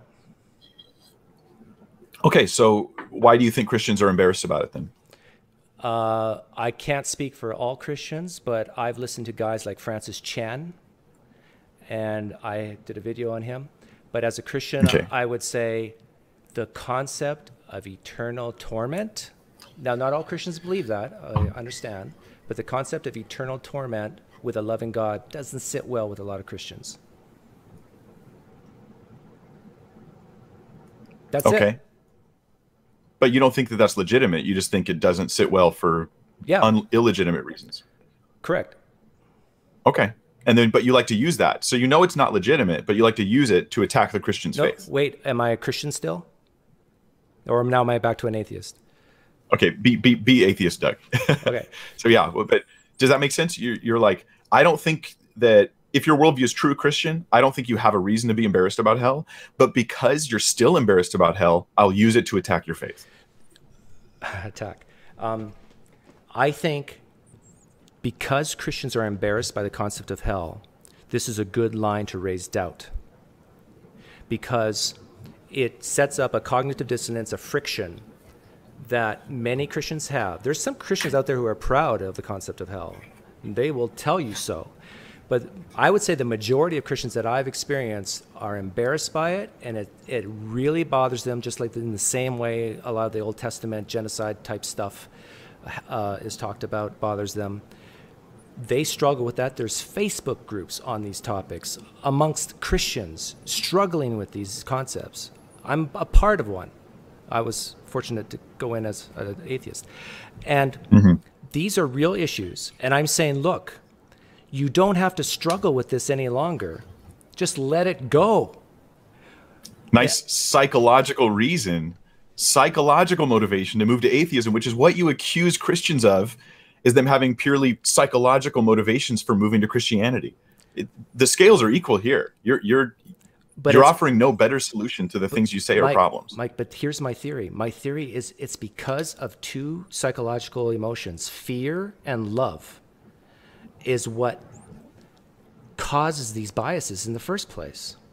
So if you can just, I think you've heard this phrase I've uttered before, if you could for 1 hour come with the mindset that you could not care less about Jesus Christ your Lord for 1 hour, and then look at the evidence with fresh eyes, I honestly believe it will impact how you see the evidence. But I don't think you have the ability to do that. And so let me unpack that for 1 second. First, I want to respond to what we really covered a lot of good ground there talking about hell. That was a good hell discussion. And I think that what you revealed in my video, I complained that a lot of the atheistic or skeptical criticisms of Christianity, they're wrong-headed but effective. That was what I said about them. And I'm careful with my words. I'm not just making empty claims. You said that within the Christian worldview, there's no reason to be embarrassed about hell. Yet Christians are embarrassed about hell, so it's useful to use it to try to get them out of Christianity. This is exactly what I mean by wrong-headed but effective. Okay. Yeah. So you're like, I know that logically this doesn't work, but psychologically it works. I agree. And so this is it's psychological warfare. It's not meant to achieve true reasoning. It's just meant to attack Christianity with psychological warfare. It's once you can identify the psychological factors that impact you and me, then you have a chance to lower your biases and see the evidence clearly. This is my hypothesis. Do you agree? No, I think you have a chance to not see the evidence clearly because you're not even aiming at seeing it clearly. If you were seeing it clearly, you'd be telling Christians, hey, within your worldview, you shouldn't be complaining about hell or worried about it. You're just confused about your own worldview. I've actually said that. That would be clarity. That would be actual clarity. On my Francis Chan video or a great Charles Lawson one, I don't know if I said those exact words, but I basically said that you should be saying that as a Christian. But I think the evidence shows that there are good reasons why people are motivated by fear and love. It's for survival through evolution. And I think that when you can identify those factors that drive you as a human, then you have a chance to actually come to this thing we call truth. And so this is why I ask you questions like, would you prefer the physical Jesus or this purely spiritual Jesus? It shows that deep within you, there's an evolutionary biological need for this tangibleness that you currently don't have. And it bothers you, I think. You've admitted to me, Mike, that there's times where you've struggled and questioned, is this really from God or is this just my own voice? Right? Mm-hmm. You've admitted that to me, right? Yes. Oh, yeah. Right. Yeah. I just don't think that has to do with the validity of Christianity. But here's an example, another example of a wrong-headed but useful tactic. Like you're suggesting that the Christian even has to choose between a physical and spiritual Jesus when Christianity is both.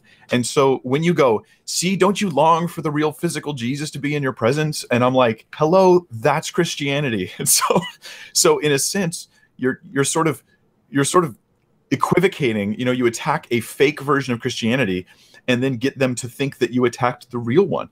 And that's it's wrong-headed, but it's very useful. And when it's just like the health. And for people who came late, when you say I'm attacking, you're saying I'm just questioning. No. You're not just questioning. Questioning's great. I like questions. You're attacking. Yeah, you're definitely attacking. Your target is unbelief. I want to create unbelief. I want to stop this Christian from believing in Jesus. I want to stop them from believing the Bible. I want to stop them from believing Christianity is true. Mike, very obviously your goal. Mike, I want you to stay a Christian.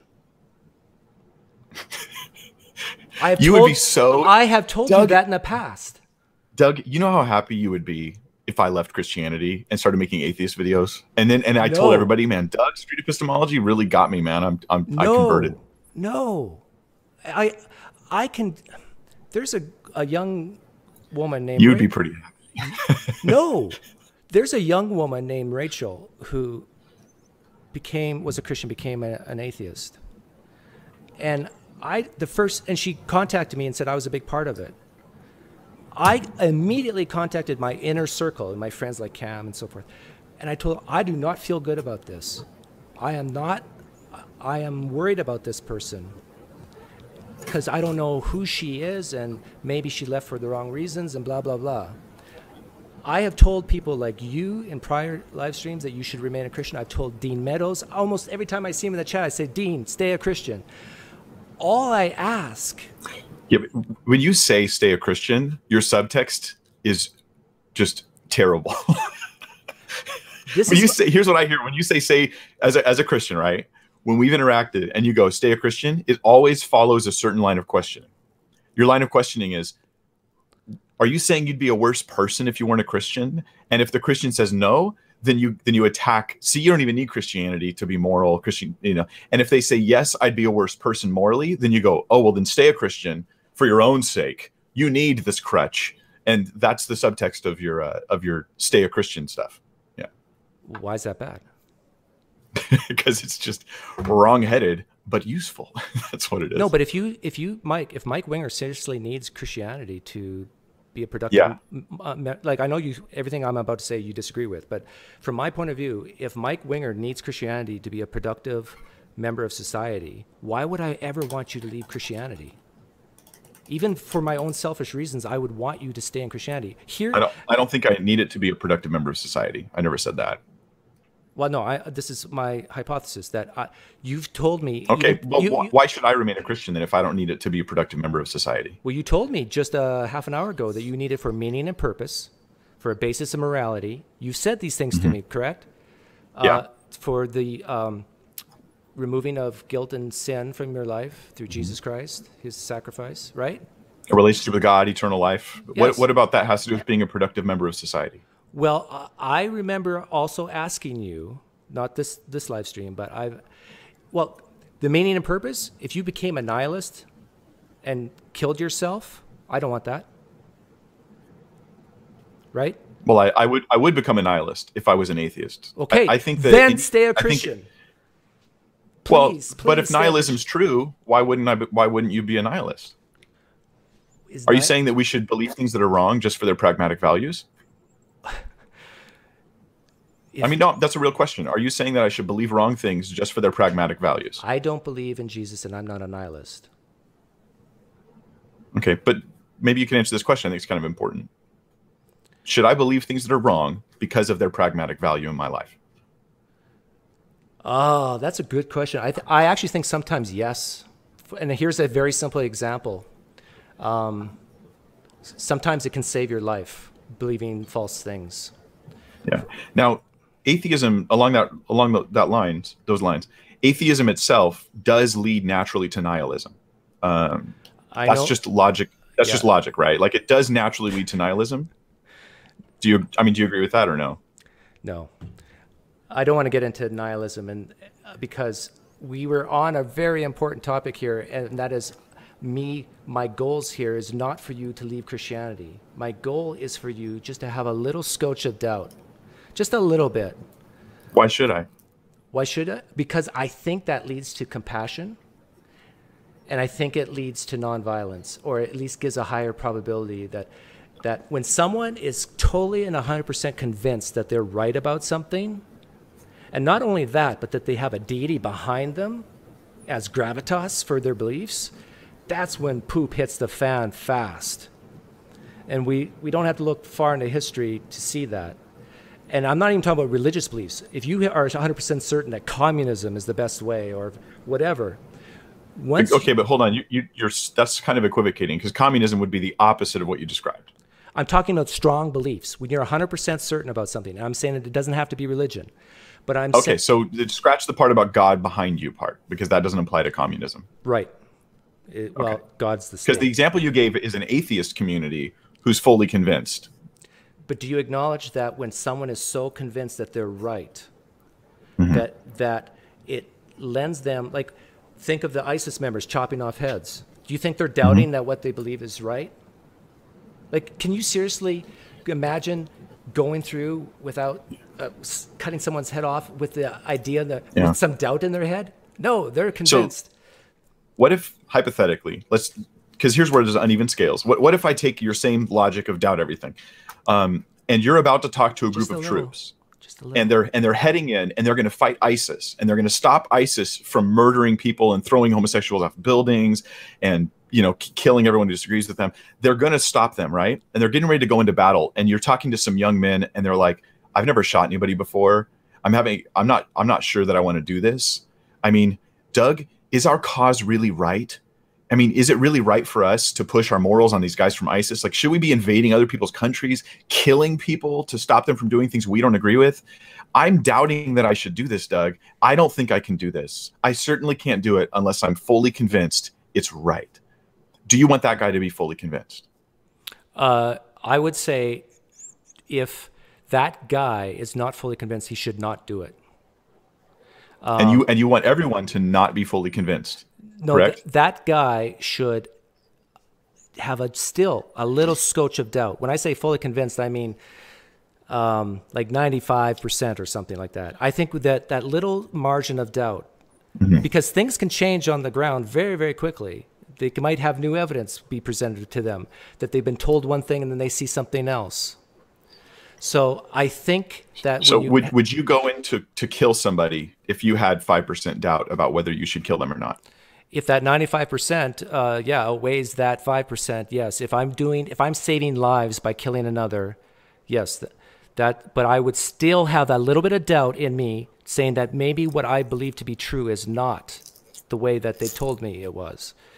So by your reasoning, though, it seems to me that if the members of ISIS, okay, if your 5% doubt doesn't stop you from killing someone, then why would your 5% doubt stop ISIS from killing someone?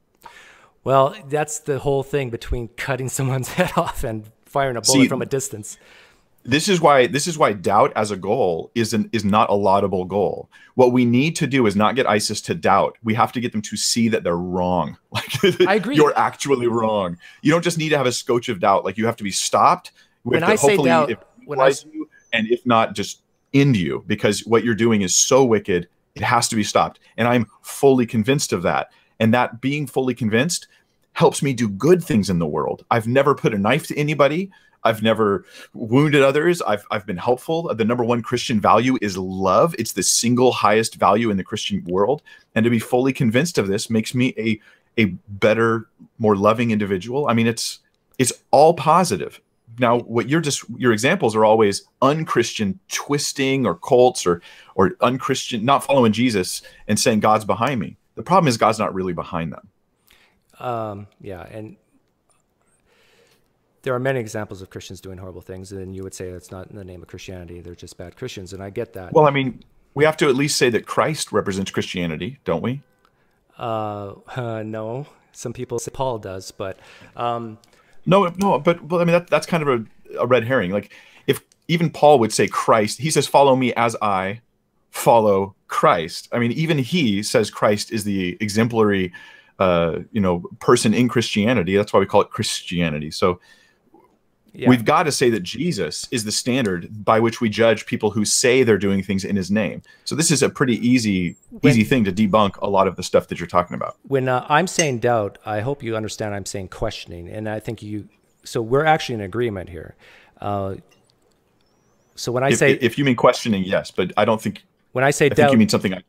No, when I say doubt just a little bit, I mean question your strongly held beliefs just a little bit. Especially when you see new evidence before you, you should say, wait a minute here. And that's all I'm saying when I say doubt. I'm not talking about like a gut feeling or anything like that. But I do think Christianity is harmful. And so you were painting a picture that love is the bedstone of... The cornerstone of Christianity is vicarious redemption. It's scapegoating. Okay, no, slow down just a second. When I say the chief moral value in Christianity is love, like, that's absolutely true. When you say the cornerstone of Christianity, I don't know what you're referring to. So the core proposition. I'm talking about what is the number one value in Christianity? It's love. Jesus says, this is the greatest command, love God with all your heart, soul, mind, strength. And the second is like it, love your neighbor as yourself. God is love.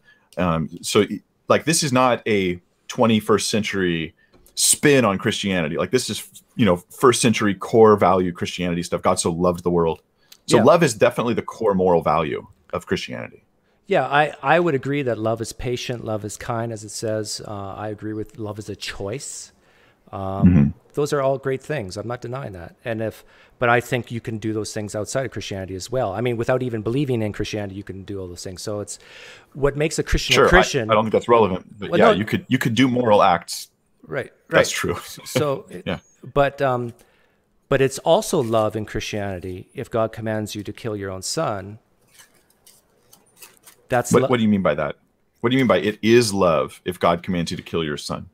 I don't understand that. Those who love me keep my commandments, obey me.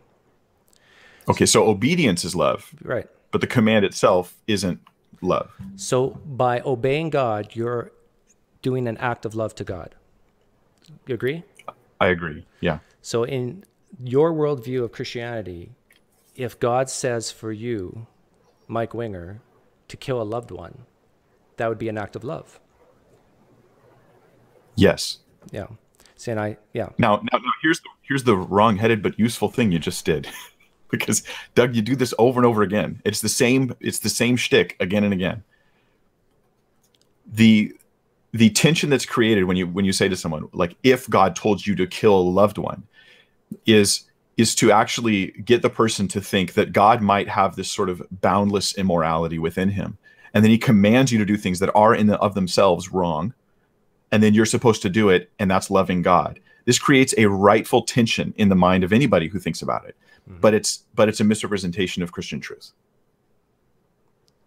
You're saying God would never do such a thing?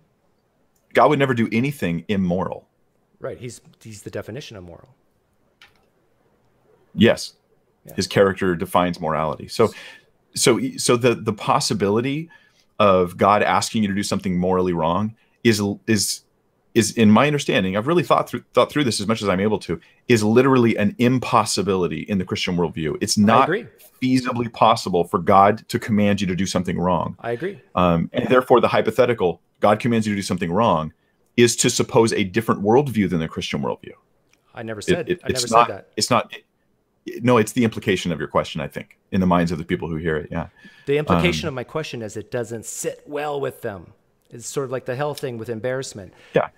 It doesn't sit well because it's contrary to the Christian worldview. That's why it doesn't sit well. But it's useful. Obeying God's contrary to the Christian worldview? Up psychological doubt. I'm sorry, what was that? Obeying God's never contrary to the Christian worldview. That's just, you're just equivocating. That's not what I was saying. Well, you're saying that God would never do such a thing or anything immoral. But he's the definition of morality. Mm-hmm. So what I'm saying is, when you say love is a value of Christianity, and I say obeying God is a demonstration of love to God, and if God says to kill someone, a loved one, or if God says leave your family, forsake your family and follow me, that is love. Doing it is love. Yeah. Obeying God is an act of love. But if you're going to try to imply that forsaking your family is love, you're just playing word games. No, I'm saying that is an example of love. There's many forms love can take. Yes, but there's a reason why you picked that form. And that's because it's not about thinking clearly. It's about muddying the waters and creating psychological doubt. You're not really doing this for me. You're doing this for your audience. You're hoping that Christians hear you talking to me and will think, gosh, that sounds crazy. I don't think I can believe this. And then you're like, yes, that was my goal, But yeah. It does sound crazy because it's mixing worldviews and it's complicated, confused questions is what it is. It does sound crazy? Yeah, because if you mix a worldview, right, you have two conflicting worldviews, you're trying to sustain them at the same time. That is crazy. That doesn't make sense. How did I go outside your worldview? By implying that God would request or require me to do something that goes against his own nature. I never said that. I'm saying it goes with his nature. Not if it's immoral. I never said it was immoral. I said it was moral. That was the implication. Yeah. No, it's forsake your family, kill a loved one. Are you saying you're not meaning to imply that God's asking you to do something that's actually immoral? What I am implying with my cards on the table is that if you're going to be a Christian and believe that Jesus is God in flesh, then you have to believe that Jesus commanded certain things in the Old Testament, and you have to be okay with that. Yeah, and I am okay with that. Okay, and I'm saying, and a lot of Christians aren't. We're going to get into more stuff that's logically wrong, but incredibly psychologically effective, because people have a hard time thinking about these issues. People have a hard time what? Thinking about these kinds of issues. Why do you think that is?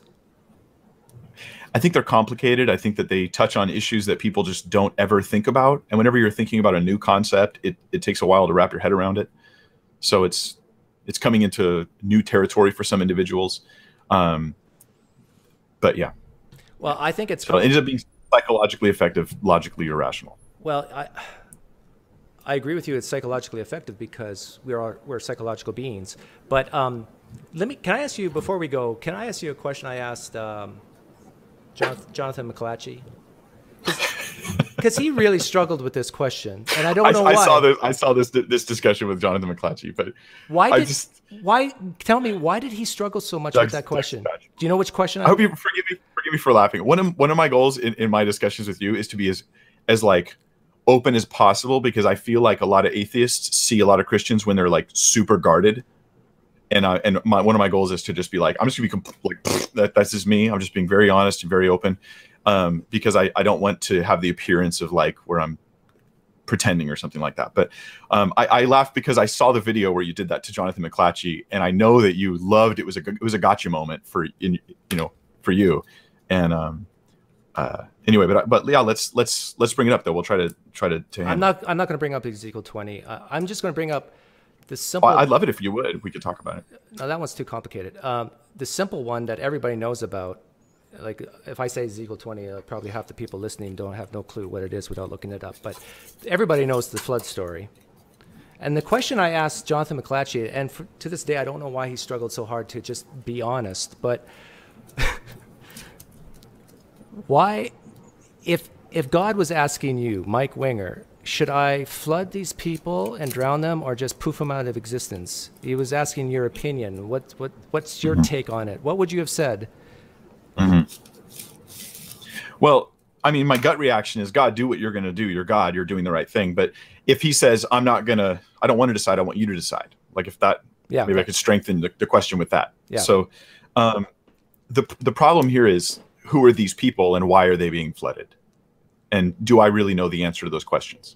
No. Listen to the question. The question is, God is asking you, I'm going to kill these people because I'm just. One of two ways, and you could decide which way. Flood them or just poof them out of existence. Which one would you choose for God to do? Oh, flood them or poof them out of existence. Yeah. Okay. So then the answer is, why would you flood them versus why would you poof them out of existence? No. Right? Isn't that what we have to find the answer to? Which one would you tell God to do if he's leaving it up to you to exercise which form of justice? I'm telling you, in order to be equipped to answer this question, Doug, follow my logic here. I have to understand, why would they be flooded versus poofed out of existence? God's leaving it up to you to decide which method of I justice. I get that. He's not telling you. And I don't know anything else. How about you fill in the hypothetical details? What would be a motive to flood them, or a reason to flood them versus poofing them out of existence? Okay, so what would be maybe some reasons here? No offense, but you're no better than Jonathan McClatchy. The correct answer is poof them out of existence. Why? Why is that the correct answer? Because it's lower suffering. Okay, why is lower suffering more important than proper judgment? No, it is proper judgment in either option. The result's the same. Okay, so the results are the same, so they're the same, then why not just pick flooding? Because flooding is more painful than poofing out of existence. So they're not the same. The end result judgment's the same. The justice is ultimately done. I'm asking you, Mike, which would you give God as an option to do? Poof out of existence or flooding? The reason why you will not answer this question is, the reason why you're not going to answer this question is because you know it pits yourself, your own intuitions against your gods. This is precisely why Jonathan McClatchy wouldn't answer it, and this is precisely why you won't answer it. No, okay, that's not true. Okay, then you're misrepresenting me. I'm being as open and honest as possible here, right? I'm going to pick flooding because that's what God did, so I already know that's the right answer, okay? Now, I know you don't like that, but now, if I'm going to pick something else... You don't know that this is a hypothetical where you don't know what God's already done. Okay, well then don't use flooding. Make up a whole new story. Don't use a story that's meant to tie me to a biblical account where a specific thing happened for specific reasons. What does it matter if it's because tied? All you're doing is you're trying to create a psychological environment where I disagree with what Scripture clearly says. Yes. So you can go, see, you got it wrong, Mike. No, that's not what I'm trying to get you to see. This is just wrong-headed but useful. No, what I'm trying to get you to see, Mike, and you know this is true. I can see it in your eyes, that you would pick poofing, but you don't want to say it out loud because that would pit you against the nature of your God who did otherwise. I can see that. Let me give you a hypothetical. You come across a man who has... Hang on. Before we move on. No. This is important. This relates exactly to what you're talking about, because this is where it's not reasonable. You're not being reasonable. You come across a man who has kidnapped 3 women when they were children, and he's kept them in prison, and he's violated them, and he's done all these terrible things to them. And you come across him, and you have a choice of, putting him through some sort of painful death or poofing him out of existence. Which do you choose? So this man tortured, poofing out of existence or painful death? I still would just poof him out of existence. Okay. And see, this is where I go. The struggle here is, how is that just? It's not just. In fact, it's almost an offense to those who he injured and those who he hurt that he would get off so easily. I do believe there is such a thing as justice. And if at least in that scenario you can understand the concept of there's punishment fits the crime, so to speak, that at least there is the element of justice that needs to be weighed when we're talking about how judgment comes down. I understand the point you're making. You're saying that this man caused harm to these girls or whatever, so we should harm him. Is that what you're saying? Not we should harm him, like I have a personal right to do that. But I'm saying if you're given the choice, poof or actual some form of punishment, that punishment is better in this case. Well, yeah, poofing is a type of punishment too, just without pain. And then what if some young man's thinking about doing the same thing, and he thinks to himself, so wait, if I get caught, I'll just be poofed out of existence and I won't suffer any consequence for my crime? So there's a message that's sent to society now that is wrong, and we don't want to send that message. Okay, good point. So the judgment on this guy also affects others. Now, the flood stands as a statement to all of mankind about God's judgment on sin. So there's other elements beyond just the things that happen to the individuals. Okay. These are all factors that I think matter when deciding what happens to these people. I hear you. You're basically making the point that flooding is more painful, scarier, and therefore would act as a greater deterrent than poofing. No, what you're doing now is you're ignoring my actual main point about justice and right and wrong, and you're just restating what I've said in a completely different way. What have I misrepresented? What did I don't know what I said. Doug, come on, man. This is like I know you understood me. I think you're just playing a game. No, you're saying it was a deterrent. Punishment. Right? You're ignoring about 2/3 of what I said, focusing on one aspect of it, and acting like that's the whole thing. I can't repeat all 3 minutes of what you said. Okay, so there's the wickedness of the people, there's the issue of justice, and there's the issue of what happens to these people, what that says about justice and about judgment to others who hear about it. Okay, gotcha. So I gave you three different reasons bad people why poofing may be a bad choice. Bad people deserve justice. Poofing is a bad choice because physical harm is a form of punishment that is more just and it can act as a deterrent. Is that okay? Did I represent you? Sort of. Okay. Now let's go back to the flood. When you come back to me and you say, so it causes pain and fear, and so then those are good things. Like, this is obviously not what I was saying. This is just, you're like, you ask the question so you can get me to the answer you already want me to say, right? Which is it causes pain and fear. So even when I give you a different answer, you act like I gave you the answer you wanted, so you could attack Christian faith with it. Okay. It's a game you're playing. You're not really looking for answers. Let's use your example of was it the man and 3 girls or something? Yeah. That he raped them or something? Yeah, he tortured, raped, he abused them for years and years and years. Okay. And you said you just poof him out of existence. And I think you say that to reinforce your atheist worldview so that you could continue making your point. But I think that most of us realize this guy deserves a lot worse than that. Okay, hang on. Now, in that thought experiment that you proposed of the guy and the 3 girls, let's say one or all of them are under 2 years old. He's a really sick man. Now I'm going to ask you a thought experiment question. God is going to judge that man. He's either going to drown the man or poof him out of existence. But when he does, he's going to take those 3 girls with him. Which one do you choose? Between poofing him out of existence or killing all of them? No, between poofing all 4 of them out of existence or drowning all 4 of them. Yeah. I'd probably pick poofing all 4 of them. And I see the parallel you're making. I see the parallel you're making to the flood. I'm answering honestly, though. Given that option, that's what I would choose. Okay, why didn't you choose it when I asked you the first time? Because weren't there? Because it didn't. Because when you like restate your question for me, make me understand you here. Why didn't I choose? God is going to exercise justice on the world besides Noah's family. He asked Mike Winger, I'm either going to exercise my justice through flooding or through poofing the people out of existence, which includes many 1-year-olds, 2-year-olds. Which does Mike Winger choose?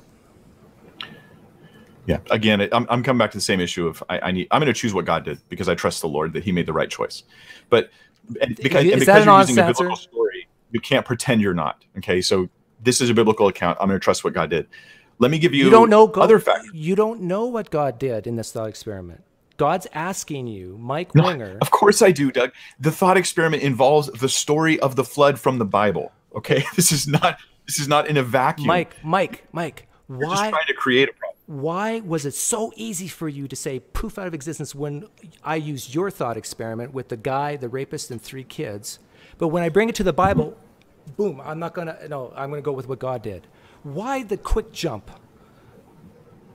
One is like a quick reasons. poof. One is done. Sure. Well, one is this. God can hold people accountable for things I can't hold them accountable for. Does that... I mean, I hope you would like to hear a Christian say that. God can hold people accountable for things I have no right to hold them accountable for. God can punish people for things I have no right to punish people for. Does that make sense? Okay. Would you agree with that? If God exists, He has the right to judge far beyond what humans are right to judge. He can do whatever He wants. Not can do, has a right to do. Yeah, sure. Okay. So in this story, I'm coming in and I'm poofing them, right? But God is still ultimately sovereign over their fates and all this stuff. And I'm not even factoring in whatever sins the girls may have committed in their lives or these people who are abused. I'm not factoring in all the things that God in His sovereignty and His rightness is factoring in. Is that correct? Correct. Because I think criticisms of the flood oftentimes revolve around oversimplifying the issues, highlighting certain individuals of the flood, hypothetical individuals, mind you, and then vilifying God, which is completely impossible. Like, you cannot have a real God like this who's immoral. Like, it doesn't work in reality. Like, either the flood happened and God was right, or God wasn't involved at all. These are the options. The option of Him being wrong is a worldview conflict that's not just against my worldview. It's not a possible worldview. I don't think an evil God is even conceivably, reasonably a possible worldview. And I'd like to hear someone make a case for it. I don't even think it's even possible. So off the cuff, if all I knew about the flood, if what I knew about the flood was that there was these babies that were killed in the flood, yet I know God did it, already I have this conclusion. God, I'm really confused about the story, but I trust you because you could not be wrong. Now, if I get more details, like I'm finding out that humanity was growing progressively more wicked as a whole, then I don't really have all the information about the people that, even the babies that were flooded. And now I get more information and I realize that the most important thing about life is what happens in the afterlife. And I go, wow, okay, well, I mean, every human dies. Like, this is what happens to every human. These ones die when they were babies under the judgment of God, not man. And they have potentially this eternal afterlife with God. So I'm going, you guys are oversimplifying it when you try to vilify God on these issues. Mike, when I asked you about your own thought experiment with the rapist and 3 girls, and I said these 3 girls were 1 or 2 years old, and that when you exercise justice on the rapist, it will be exercised on the other 3 girls, I asked poof or drowned without hesitation. You didn't ask for more details. You didn't complain about oversimplification. You said, oh, I would poof them. Now when we talk about the flood story, I'm forced to listen to you talk for 3 or 4 minutes. And I'm thinking to myself, this is nuts. Why can't you just say I'd poof them? I think I know why you can't say it, because it pits you against the nature of your God, and you don't want that. Well, there's a certain truth in what you're saying. It would pit me against the nature of God. It would have me saying that God did something immoral, and that is not a rational worldview. Not necessarily. No, I'm not. See, that is not a possible worldview. Like, I can rule this out because it's logically impossible that God did something evil. I'm not asking I must you be that. mistaken if I'm thinking God did something wrong. I've got to be mistaken. I'm There's asking something I don't you- understand. There's something I've got wrong here. No, you misunderstand me. I'm not even asking the moral question. I'm asking you a preference question. A preference question. I'm asking you, what would Mike Winger prefer happen in this case? And you're not even willing to go there. You're not even willing to admit that your preference might be different than your God's. And that's what is just astounds me. Why can't you just say, you know what, I would have done something different there than my God did? Why can't you say that? How about you allow me to actually have my preference? Okay, what's your preference in that case? Would you poof I would a choose- 1-year-old I girl would say- or drown a 1-year-old girl in that flood story? No. Don't say 1-year-old girl. Like, that's the whole story. No, this I is where know- you're myopically focusing. You're myopically focusing on one piece of the story and acting like it's the whole story. Poof or drown? If I was asked, God says, Mike, I'm going to do this. This is my agenda. This is my plan. This is what justice requires, blah, blah, blah. But I will allow you to overrule me, because that's insanity right there. But I would say, God, do what you're going to do because I trust you, because I know you are right. That's not the thought experiment. The thought experiment is God says. Well, then don't use the flood story. Why not? And pretend you're not using the flood story. Okay, I'm using the flood story Because on purpose. This is the psychological attack. You're playing word games with people, Doug. Mike, listen to me carefully. I am going to use a flood story that you're well aware of. The purpose of this flood story is to show that you are hesitant to have your preferences go against your God's. Now I'm about to begin. Yeah, I am. Yes, I fully Why? agree with that. But first of all, Because I would be wrong if my preferences go against no, God. in this thought experiment, God is leaving it up to you how he Okay. exercises his justice. In the flood. In this In the flood story. In the flood story. In this hypothetical, God will say, if you choose poof, I poof. If you choose drown, I drown. What do you say? I would say flood. Because I already know God. I already know God chooses that. It's easy. Make up a new story. Don't use the flood. Okay, but this is what if God it's said? easy. What if God said to you beforehand, if you choose poof, I'm okay with it? So listen, there's a story in Revelation 19 where they sing this worship song over, and you're probably going to make a video about this later after I tell you this, but they sing a worship song over the rising smoke of Babylon, and they're like, hallelujah, for God has struck them, he smote them, he struck them down, and their smoke rises up forever. Hallelujah. Praise the Lord for the judgment they are receiving. This is pretty heavy. I remember reading this years ago and going, they're actually praising God for his judgments.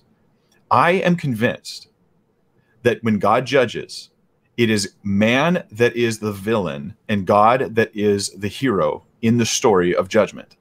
I do not think there's anything you could say that would get me to think there's even a possibility that man is the victim and God is the villain when God judges. But that's where all the hell and the flood, all this stuff, it revolves around the idea that man is the victim and God is the villain. The scripture makes it pretty clear that the other side is true, the opposite's true. Then it shows us this future story where we're gathered and we see judgment taking place and we're actually appreciating it for what it is. Because right now, we're like the equivalent of being in the prison, talking to prisoners about how messed up the warden is. But if you were able to go and sit with the warden and he showed you the stories and showed you the files of these prisoners, you'd be like, you know what? There's actually good reasons why these guys are here. And that's what happens here. Is like we're sort of raising our fist against God. Like, how could you judge us like that, God? And all I'm saying is, you know what? Maybe you're wrong. maybe man is the villain, God is the victor, and he's the hero of the story. And that makes a lot more sense to me. Maybe you're just wrong. So I believe my preferences are just wrong in this area. And I do think it'll get more clear when I'm standing in the presence of God in his holiness. And when I hear the whole story, I don't know the whole story of the flood. I got this much information about it, so I trust the Lord on Mike, that, yeah. if I gave you a preference between cheesecake and chocolate cake, is one right and one wrong? Well, kind of. I mean, could we get chocolate cheesecake? I mean, those are just preferences, right? They're not moral judgments. I'm not even But going... what you're asking me to do is make a moral judgment ultimately. No. On God. No, I'm not. I'm asking you, would you do, because the ultimate justice is fulfilled in each case, and I think you're doing yourself and any Christian watching a huge disfavor by just not being honest and saying, you know what? I realized there was a lot of young babies and toddlers in that flood story, I would poof them. That's my preference. I'm not making a moral judgment. But in your story, you're not willing to go there. In your story, poofing people out of existence is morally equivalent to punishing them. No. All I'm asking is your preference. You just said, sorry, I didn't mean to interrupt you, but you just said justice is fulfilled either way. That's a pretty bold statement, and I don't think it's true. Ultimate justice. The end, the result is they both die in both scenarios. One is just poof death, the other one's flooding death.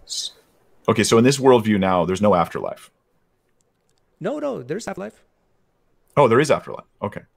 This is the Christian worldview. I'm asking you, it's a flood story that you're well aware of, but in this hypothetical, God's asking which one you do, and you still want to go with flood instead of poof. Yeah. I mean, what kind of a fool would I be to say God was wrong? No, he's asking you. This is not about God being right or wrong. This is about but God asking you your Doug, preference. We're chasing our tail here. You're using a story where God has already proclaimed judgment and done something to judge, and you want me to say that he was wrong or that something else was better. This is just wrong-headed, but useful. And that's what it is. What you're looking for is not to actually prove me wrong. You're just trying to trap me in my words using a moral assault against God, which to me is one of the most useful, but one of the worst possible assaults you can have on Christian faith. I'm not trying is to to suggest that God is immoral. I honestly, I've really thought about this, and I'm going like, if I was an atheist, I wouldn't say God's immoral because I wouldn't believe in morality. What I would say is I just think God doesn't exist. But you use it because it's useful. I'm not trying to trap you. I'm not trying to pitch you. I'm not trying to pitch you against the morality of your God. What I'm trying to do is to admit to yourself and others that you are at least uneasy or uncomfortable, and that your preference would have been to do otherwise. But you're not even willing to go there, are you? I'm not willing to say my preference is to do otherwise. Are you willing to say you're uncomfortable with drowning a 1-year-old versus poofing a 1-year-old out of existence in this flood story? I'm uncomfortable with both of those options.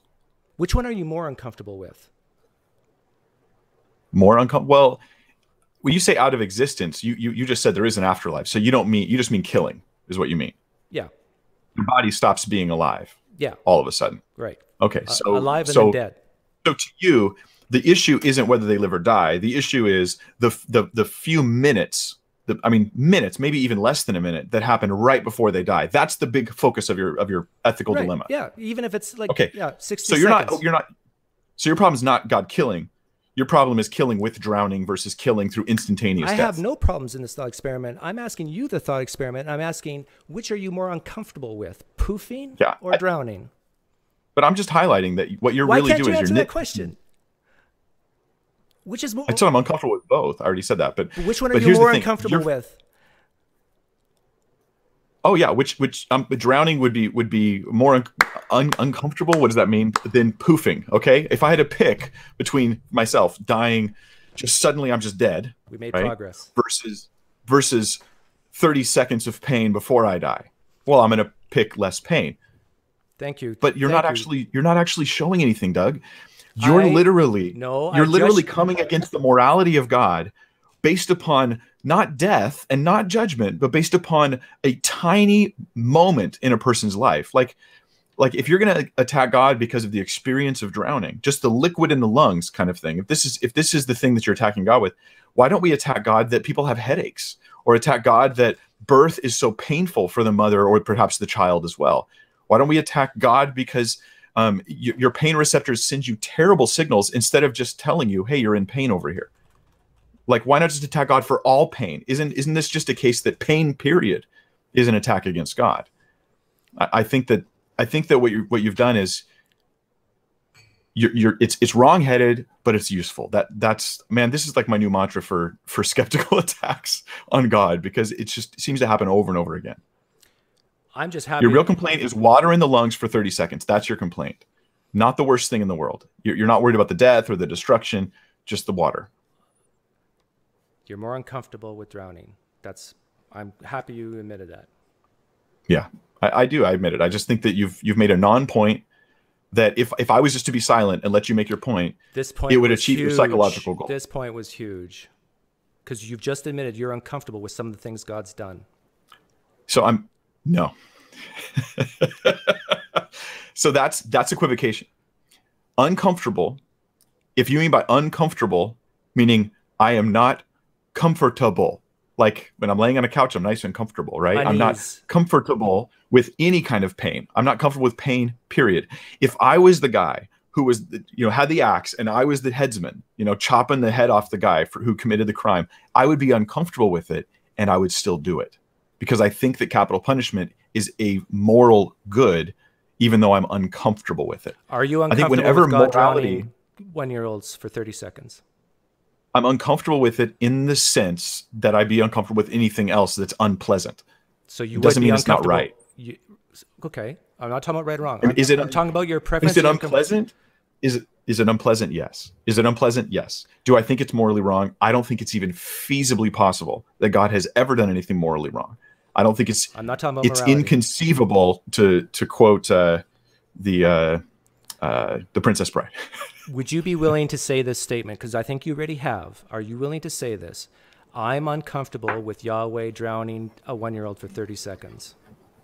No, because I know what you'll do with that statement. You will take what I'm saying and you'll twist it into your own meaning, and then you try to use it to not attack me, but to try to attack people. I'll never speak of it again. I promise you.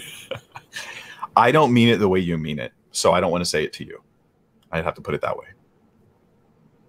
Would you be uncomfortable if a man drowned a 1-year-old for 30 seconds? Would you be willing to state that? Mm-hmm. Yeah. But not when God does it. Yeah. There's no part of me that thinks God is morally wrong. So I would be morally uncomfortable with a man doing it. I'm not talking about morality or right or wrong. I'm talking just your, those gut feelings you have, like when you smell something that's foul or smell something that's good. You can't separate those feelings from the morality issue. Yeah. You see what you're getting at here? And I can share this with you, Doug, is you're getting at is, again, it's not about truth. It's about what it is about truth in this sense. Can I apply to Mike that's psychologically useful for getting doubt? Because my ultimate goal is doubt, not truth. It is about truth in this sense. I am demonstrating to you, and I think you're feeling it inside, that you're unwilling to be honest when it appears that you're pitting your intuitions, your preferences against your God's. Am I wrong? You're wrong, yeah. What I'm unwilling to do is pit my preferences and intuitions against God. It's not that I'm unwilling to be honest about the fact that they're pitted against him. I'm unwilling to pit them in the first place. You're unwilling to pit them in the first place, or you are willing? Oh yeah. I'm unwilling. So let's say that you're like a professional cook, and you tell me the best way to make a steak, and you're telling me this stuff, and it's advice that sounds weird to me. But I go, you know what though? I'm unwilling to even consider my opinion because this guy's such a professional. I trust him. I'm going to do it his way. I mean, it's that times a million when it relates to God and morality. I fully trust God did exactly the right thing. If someone's a villain here, it's not God. Yeah. So that's way more uncomfortable than anything else, is the concept that I'm going to try to be a moral judge against God. The folly of this idea that I will be God's moral judge is insane. I cannot stress this enough. Like, if this is you or anybody who's listening, if you think you can be a moral judge against the real true God, the question is, did he do it or did he not do it? But if he did it, you can't possibly be in a position to morally judge him. But when I asked you, which are you more uncomfortable with, you said flooding. Did you not? I don't know if I use those words. Uncomfortable is far too easy of a word for you to twist. Unease? Which one's more, let's say this, which one's more unpleasant? Okay. Flooding. Okay. I'll use the word unpleasant because I feel like that's a little more careful. I'm definitely thinking it's more unpleasant. So but perhaps that was the reason. So it is more unpleasant to you that God flooded rather than poofed? Unpleasant to me. Well, no, see, it's not unpleasant to me in the sense that I'm experiencing it. It's just, it's more unpleasant. The experience of the flood is more unpleasant than being poofed. But to you, I'm asking. But that may be, well, I mean, I didn't experience it. It's just concept. It's just a concept to me. Right. But if you're imagining, it definitely to me highlights the wickedness of sin more, that God would judge it rather than just remove the offender. And I think that was one of the purposes of the flood. The flood seems to stand in Scripture as a constant testimony to mankind that God will judge sin. Okay. So I'm hearing you say that you view the flooding as more unpleasant than proofing. Yes, and I think that's why it was done. My thought, yeah. You think God purposely wanted it to be unpleasant? Well, yeah, I don't think he wanted it to be enjoyable. I mean, it was meant to be unpleasant. Okay, so the God of love wanted 1-year-olds to have an unpleasant death. This is what you drive to. The thing is, here's what I believe you'll do now. Ignore everything I say. Focus on that one moment where you got your psychological stab, which is ultimately just mockery veiled in myopically distorting the story and then presenting it back to me, your distorted version, as though I can only either accept Doug's distorted version or reject what I believe as a Christian. You want to whittle Christianity down until it becomes the straw man that you hate, and then give it back to Christians as though I have to accept your straw man or reject it. But what I'm saying, Doug, is this is just your pejorative Christianity, your version of my faith that isolates truths, blows them out of proportion, and then tries to get Christians to accept them, this distorted version of, so God likes drowning babies. Like, you have to admit this, Mike, or else your Christianity is wrong. And they're like, this is just a trick. It's just a trick. And the worst crime is to you, because that's really how you view Christianity. Like, you really view it this way. And that's not true. And those who are here mocking me in your comment section, and all they can come up with is mockery. Mike's such an idiot. Mike's such a fool. Like, this kind of stuff. I'm like, does that bother you? Yeah, it bothers me because I care about you guys. I don't want you to be believing things that are untrue for wrong reasons. And that's what happens. Why? Your worldview right now, your worldview is in so much tension, right? You're an atheist, yet you believe in morality. You even use morality to attack God. You have no justification for morality. You've admitted that it's purely subjective in your opinion, but then you jump over to my worldview to attack my worldview. Then you retreat to your confused worldview that has just like, what is going on in your worldview? Like, you've got existence without reason, yet you think you have reason somehow. You've got no morality. You have no guilt of sin because you don't believe in sin, yet you then accuse God of sin, and you use your number one attack on Christianity as morals. Your whole worldview is not a real worldview. It's just a tool for attacking what you don't want to believe, which is Christianity. Like, your whole construct of your worldview is like literally designed just to attack my worldview, but it doesn't hold its own. Okay. I think I'll give you the last word. Amen. I appreciate us being able to have this interchange. I really do. And I know the funny thing, people might not realize this, like, I'm not offended by Doug and Doug's not offended by me. And I know we're on the same field there. We really are just trying to like showcase these different disagreements because we both think we're right. And we think by showcasing it, it will help others see that we're right. Hopefully it does have that impact. But thanks for having me on. Later in a couple days, like I'll put it out probably Tuesday or Thursday. Probably Tuesday I'll put it out. I have a video responding to you and Cam and your criticisms of my. How long is it?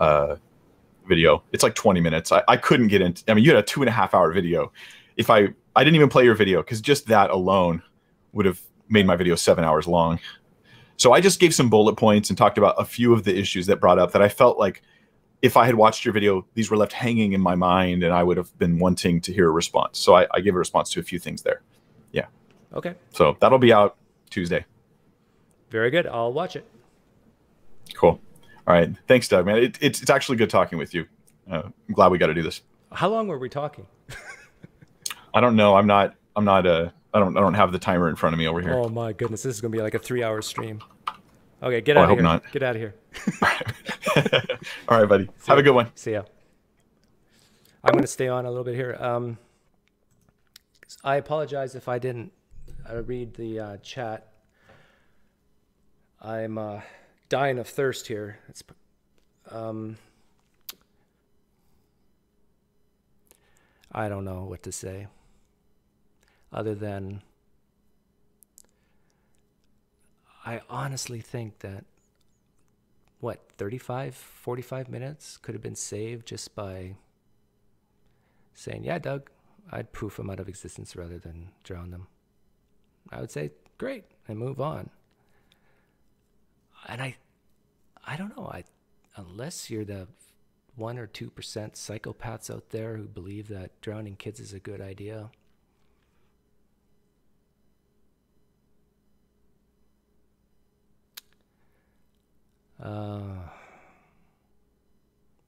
And the fact that when we used Mike's own thought experiment, and I asked him the exact same question about the rapist and 3 girls, would you poof or would you drown? Oh, I want that rapist to be punished. I want him to suffer.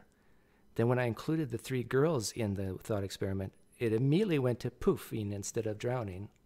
And then when we went back to the flood story, it's like, no, drowning.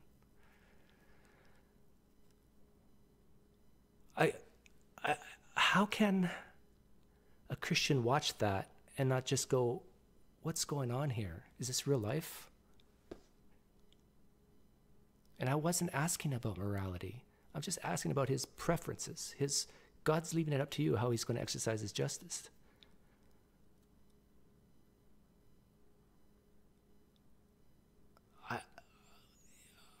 Maybe I'm just not a sick person who thinks drowning a 1-year-old's a good idea.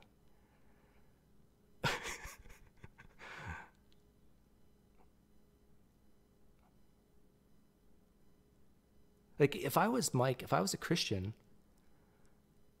and my goal is for fence sitters, whatever that means, listening to a Christian and atheist talk, just say poof already. And be honest that your preference, your unease, your unpleasantness does exist with some of the things your God did. But just saying that he has morally sufficient reasons and move on.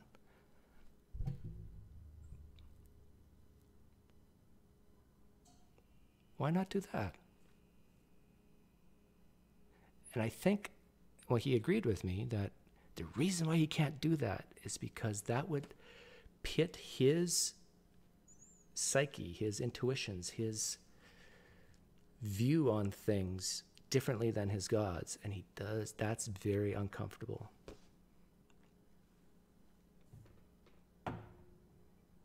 Why is it uncomfortable? These are the reasons why I ask the questions like I do. Like, why is sin bad? Not Sinbad, the comedian, but why is sin, bad? That's a great question to ask Christians. Why is rebellion against Yahweh bad? Well, because what he says is true. Okay, but why is going against his truth bad? Is it going to make me have an unhappy life? Is it going to make me suffer? Is it going to make me make more mistakes? Some Christians think that that's indeed the case, but the smart Christians realize, it rains on the good and bad, or the moral and the immoral alike.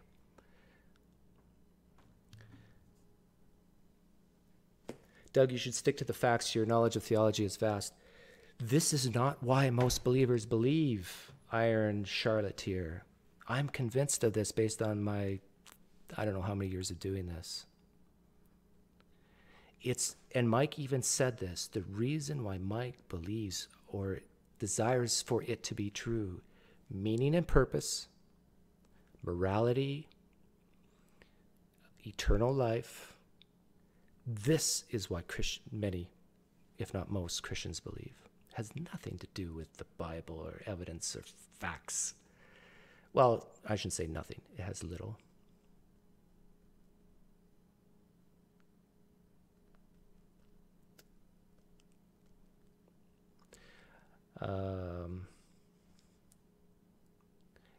Ellie Norton, do I know you?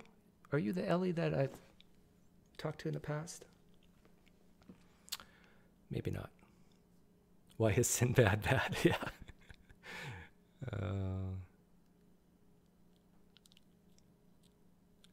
And if I was to, actually someone can do this, after this video processes,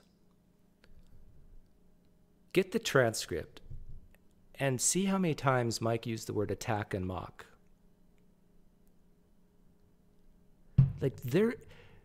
there is something to those words for him and for many Christians.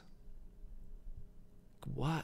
I still am not clear why it's so bad to be mocked. Maybe I'm just different than most people. I could care less what people say or think about me. Like Mike even made the comment that he was reading the comments while we were talking, and that people were calling him an idiot and so forth. That's every day of my life. If you look in the comment section, like, who cares?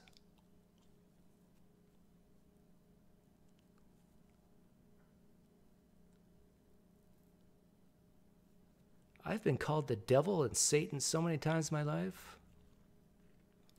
I've been called, and it means nothing to me, but to them, that it's the worst thing they can say. Oh, I've been called a homosexual so many times because they think that's bad. I don't care. I thought, like, once you leave junior high, why are people so scared of words? Just like, especially on social media. Doesn't make sense. Why are Christians so worried about being mocked and ridiculed? They should embrace it. That's a form of persecution, and you're blessed when that happens. Yeah, don't be surprised when people on the internet are saying mean things. Exactly right. Still smiling skeptic. I sense the sarcasm. Dan Edwards, you could be right. Am I casting my pearls before swine? Even though this was a tremendously long stream, and I doubt someone, a Christian who clicks on it, will actually make it through to the end, I think streams like this have tremendous value.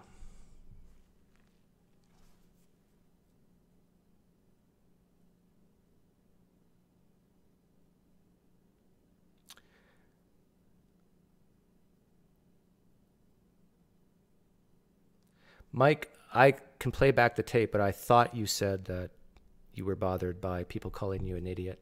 But maybe I'm wrong.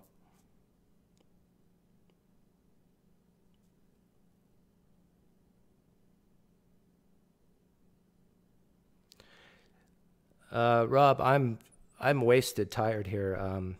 Probably dehydrated too. We've been going on a long time. I'm just trying to see if I have any more thoughts before I wrap this up. I'm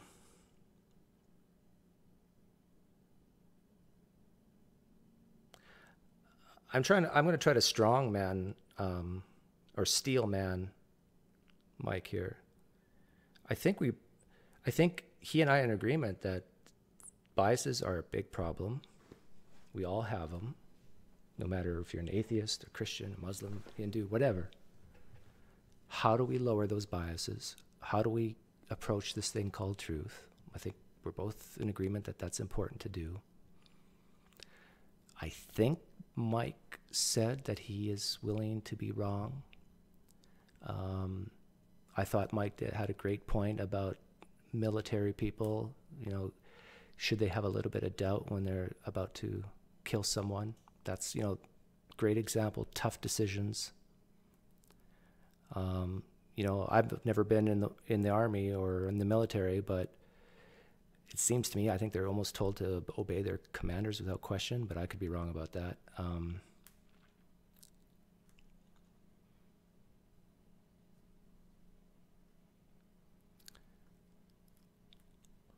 But I still think that part of being a compassionate person, to being a person who values truth, is to be willing to be open to belief revision. I have certain markers in my life that would change my mind on certain things.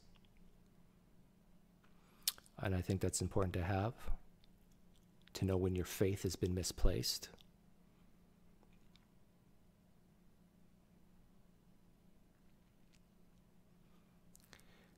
You are totally bothered by the mocking, Winger. Why do you think you're kidding? Yeah, Mike, seriously, go back, and when the transcript comes out, do a Control F, find, search for the word mock or attack. I'm going to guess 30 times. You said that? Use that word? No, Doug, your mocking shows you aren't open-minded. What more can I do to be open-minded? How many times do I have to say I could be wrong? How many times do I have to say it would be good for me in certain ways to be a Christian again? Like, one thing I was going to bring up is there are educated people who believe and don't believe in God or in Jesus.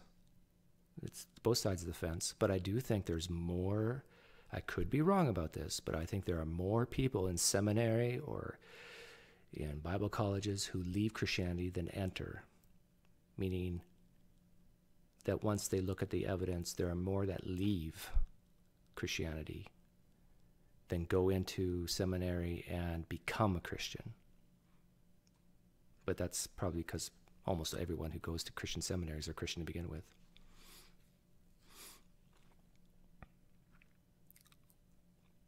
Well, Dave Robinson, I was trying to get specific examples of what's mocking and what's not, and I'm still not clear. Like, it seems to me just the fact that I take 3 or 4 minutes of what Mike says and sums it up in one sentence, that in itself is mocking, just to be able to quickly summarize.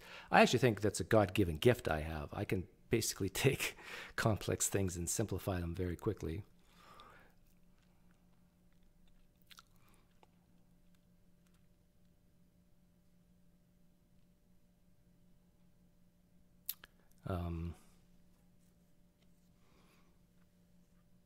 And I do stand by, I think a lot of Christians are embarrassed about the concept of hell. And that's why so many Christians view it as just separation and not actually burning and gnashing of teeth. But what's interesting, Mike almost implied that drowning has this unpleasantness that might have value for deterrence. He didn't come out and say the word deterrent, but so maybe hell does need to be unpleasant in order for people to remain Christians.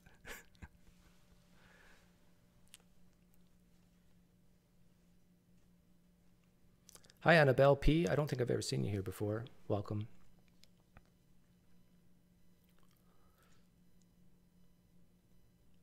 Mockery is useful when talking to people who prefer to drown children.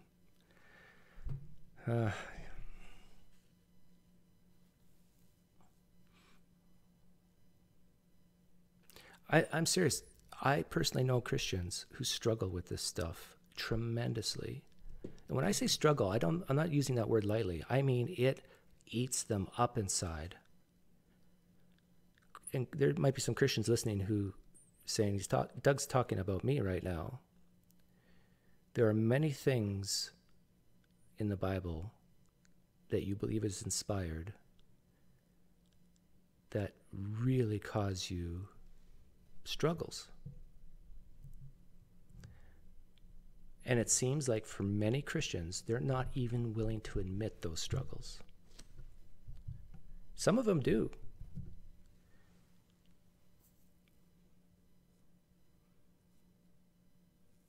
But many of them just, like, I don't know, is it fear to even admit that you don't like some things God did in the past? Are you scared that God's going to punish you? Like, blink twice if you're held in captivity, captive in Christ. He did. You asked specifically, does it bother you? And he said yes, because he's worried about us. Yeah, you're right, Bill. Why is Mike worried about us? Because we don't have the truth.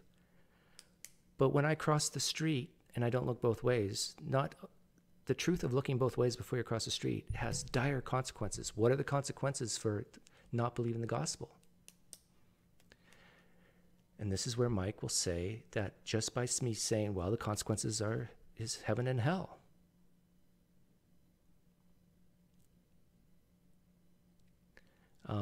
Those are the big ones, right? Because those are the ones that last forever.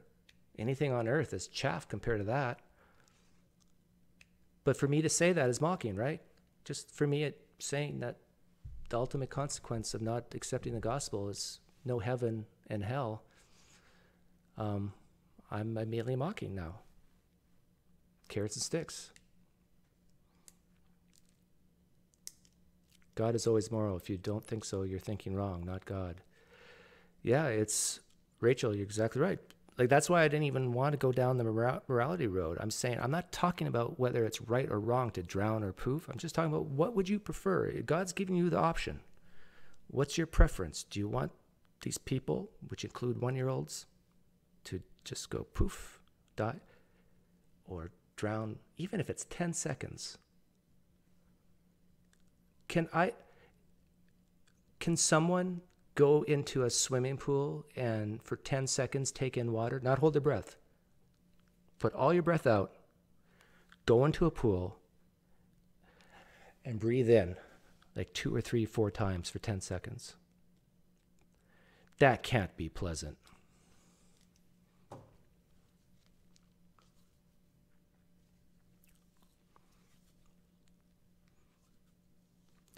You can never doubt God's word. Why? Why can't you doubt God's word? Because then you're doubting God. But why is doubting God bad? What's the worst that could happen by doubting God? You'll have an unfulfilled life? Maybe. It's carrots and sticks. I'm mocking again. Mock, mock, mock. I don't know what to do. Is it impossible?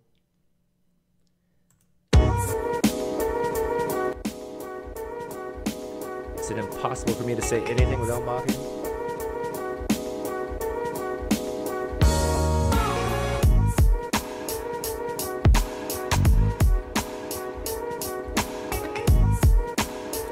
Whenever an atheist asks a question or summarizes a position, I think it's mocking.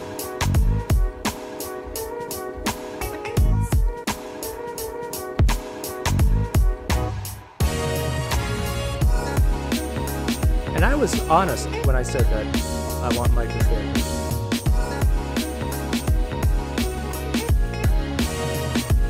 I think the people who okay, I gotta turn down the music. The people I think that I really do desire at least a little bit to be appreciated, the people who are struggling, like some people, I'm not going to name names, but I see their life, and I think their life would be so much better. So much better if you just appreciate it.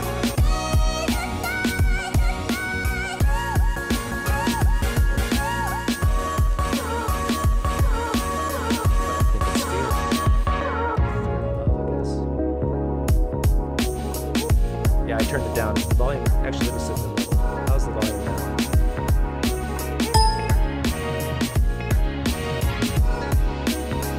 Doug, when are you and I chatting again? I'm still trying to figure out Eric Lounsbury, if I want to talk with you again.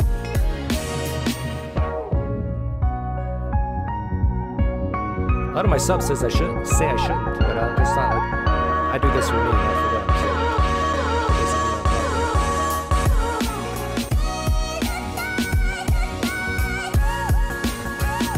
But Eric, I thought we treated each other well, even though we were rushed in our last conversation. So if I don't talk to you again, it's not because I don't like you or that you're a bad guy.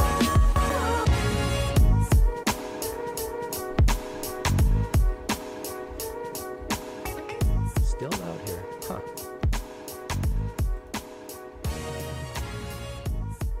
I gotta figure out this music thing. But yeah, Eric, I don't know if you heard me, but yeah, I might talk to you again. I don't know. And I thought you were a okay enough guy. Like, I think you're how do I say this? Your heart's in the right place. You genuinely care about unbelievers. I sense that from you.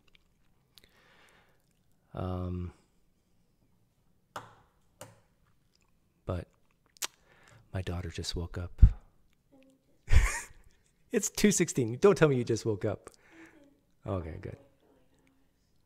Okay. I'm live streaming right now, so 68 people heard that you just woke up. I know. Okay, guys. Facebook notification to show up. YouTube wants to hide me, so you gotta. And I forgot to Twitter. Oh, I didn't do Facebook. That's my mistake. My mistake. I forgot to do sharing of Twitter and Facebook. So I apologize. But you can watch the replay. Okay, guys. Have a great day, and we'll see you again soon.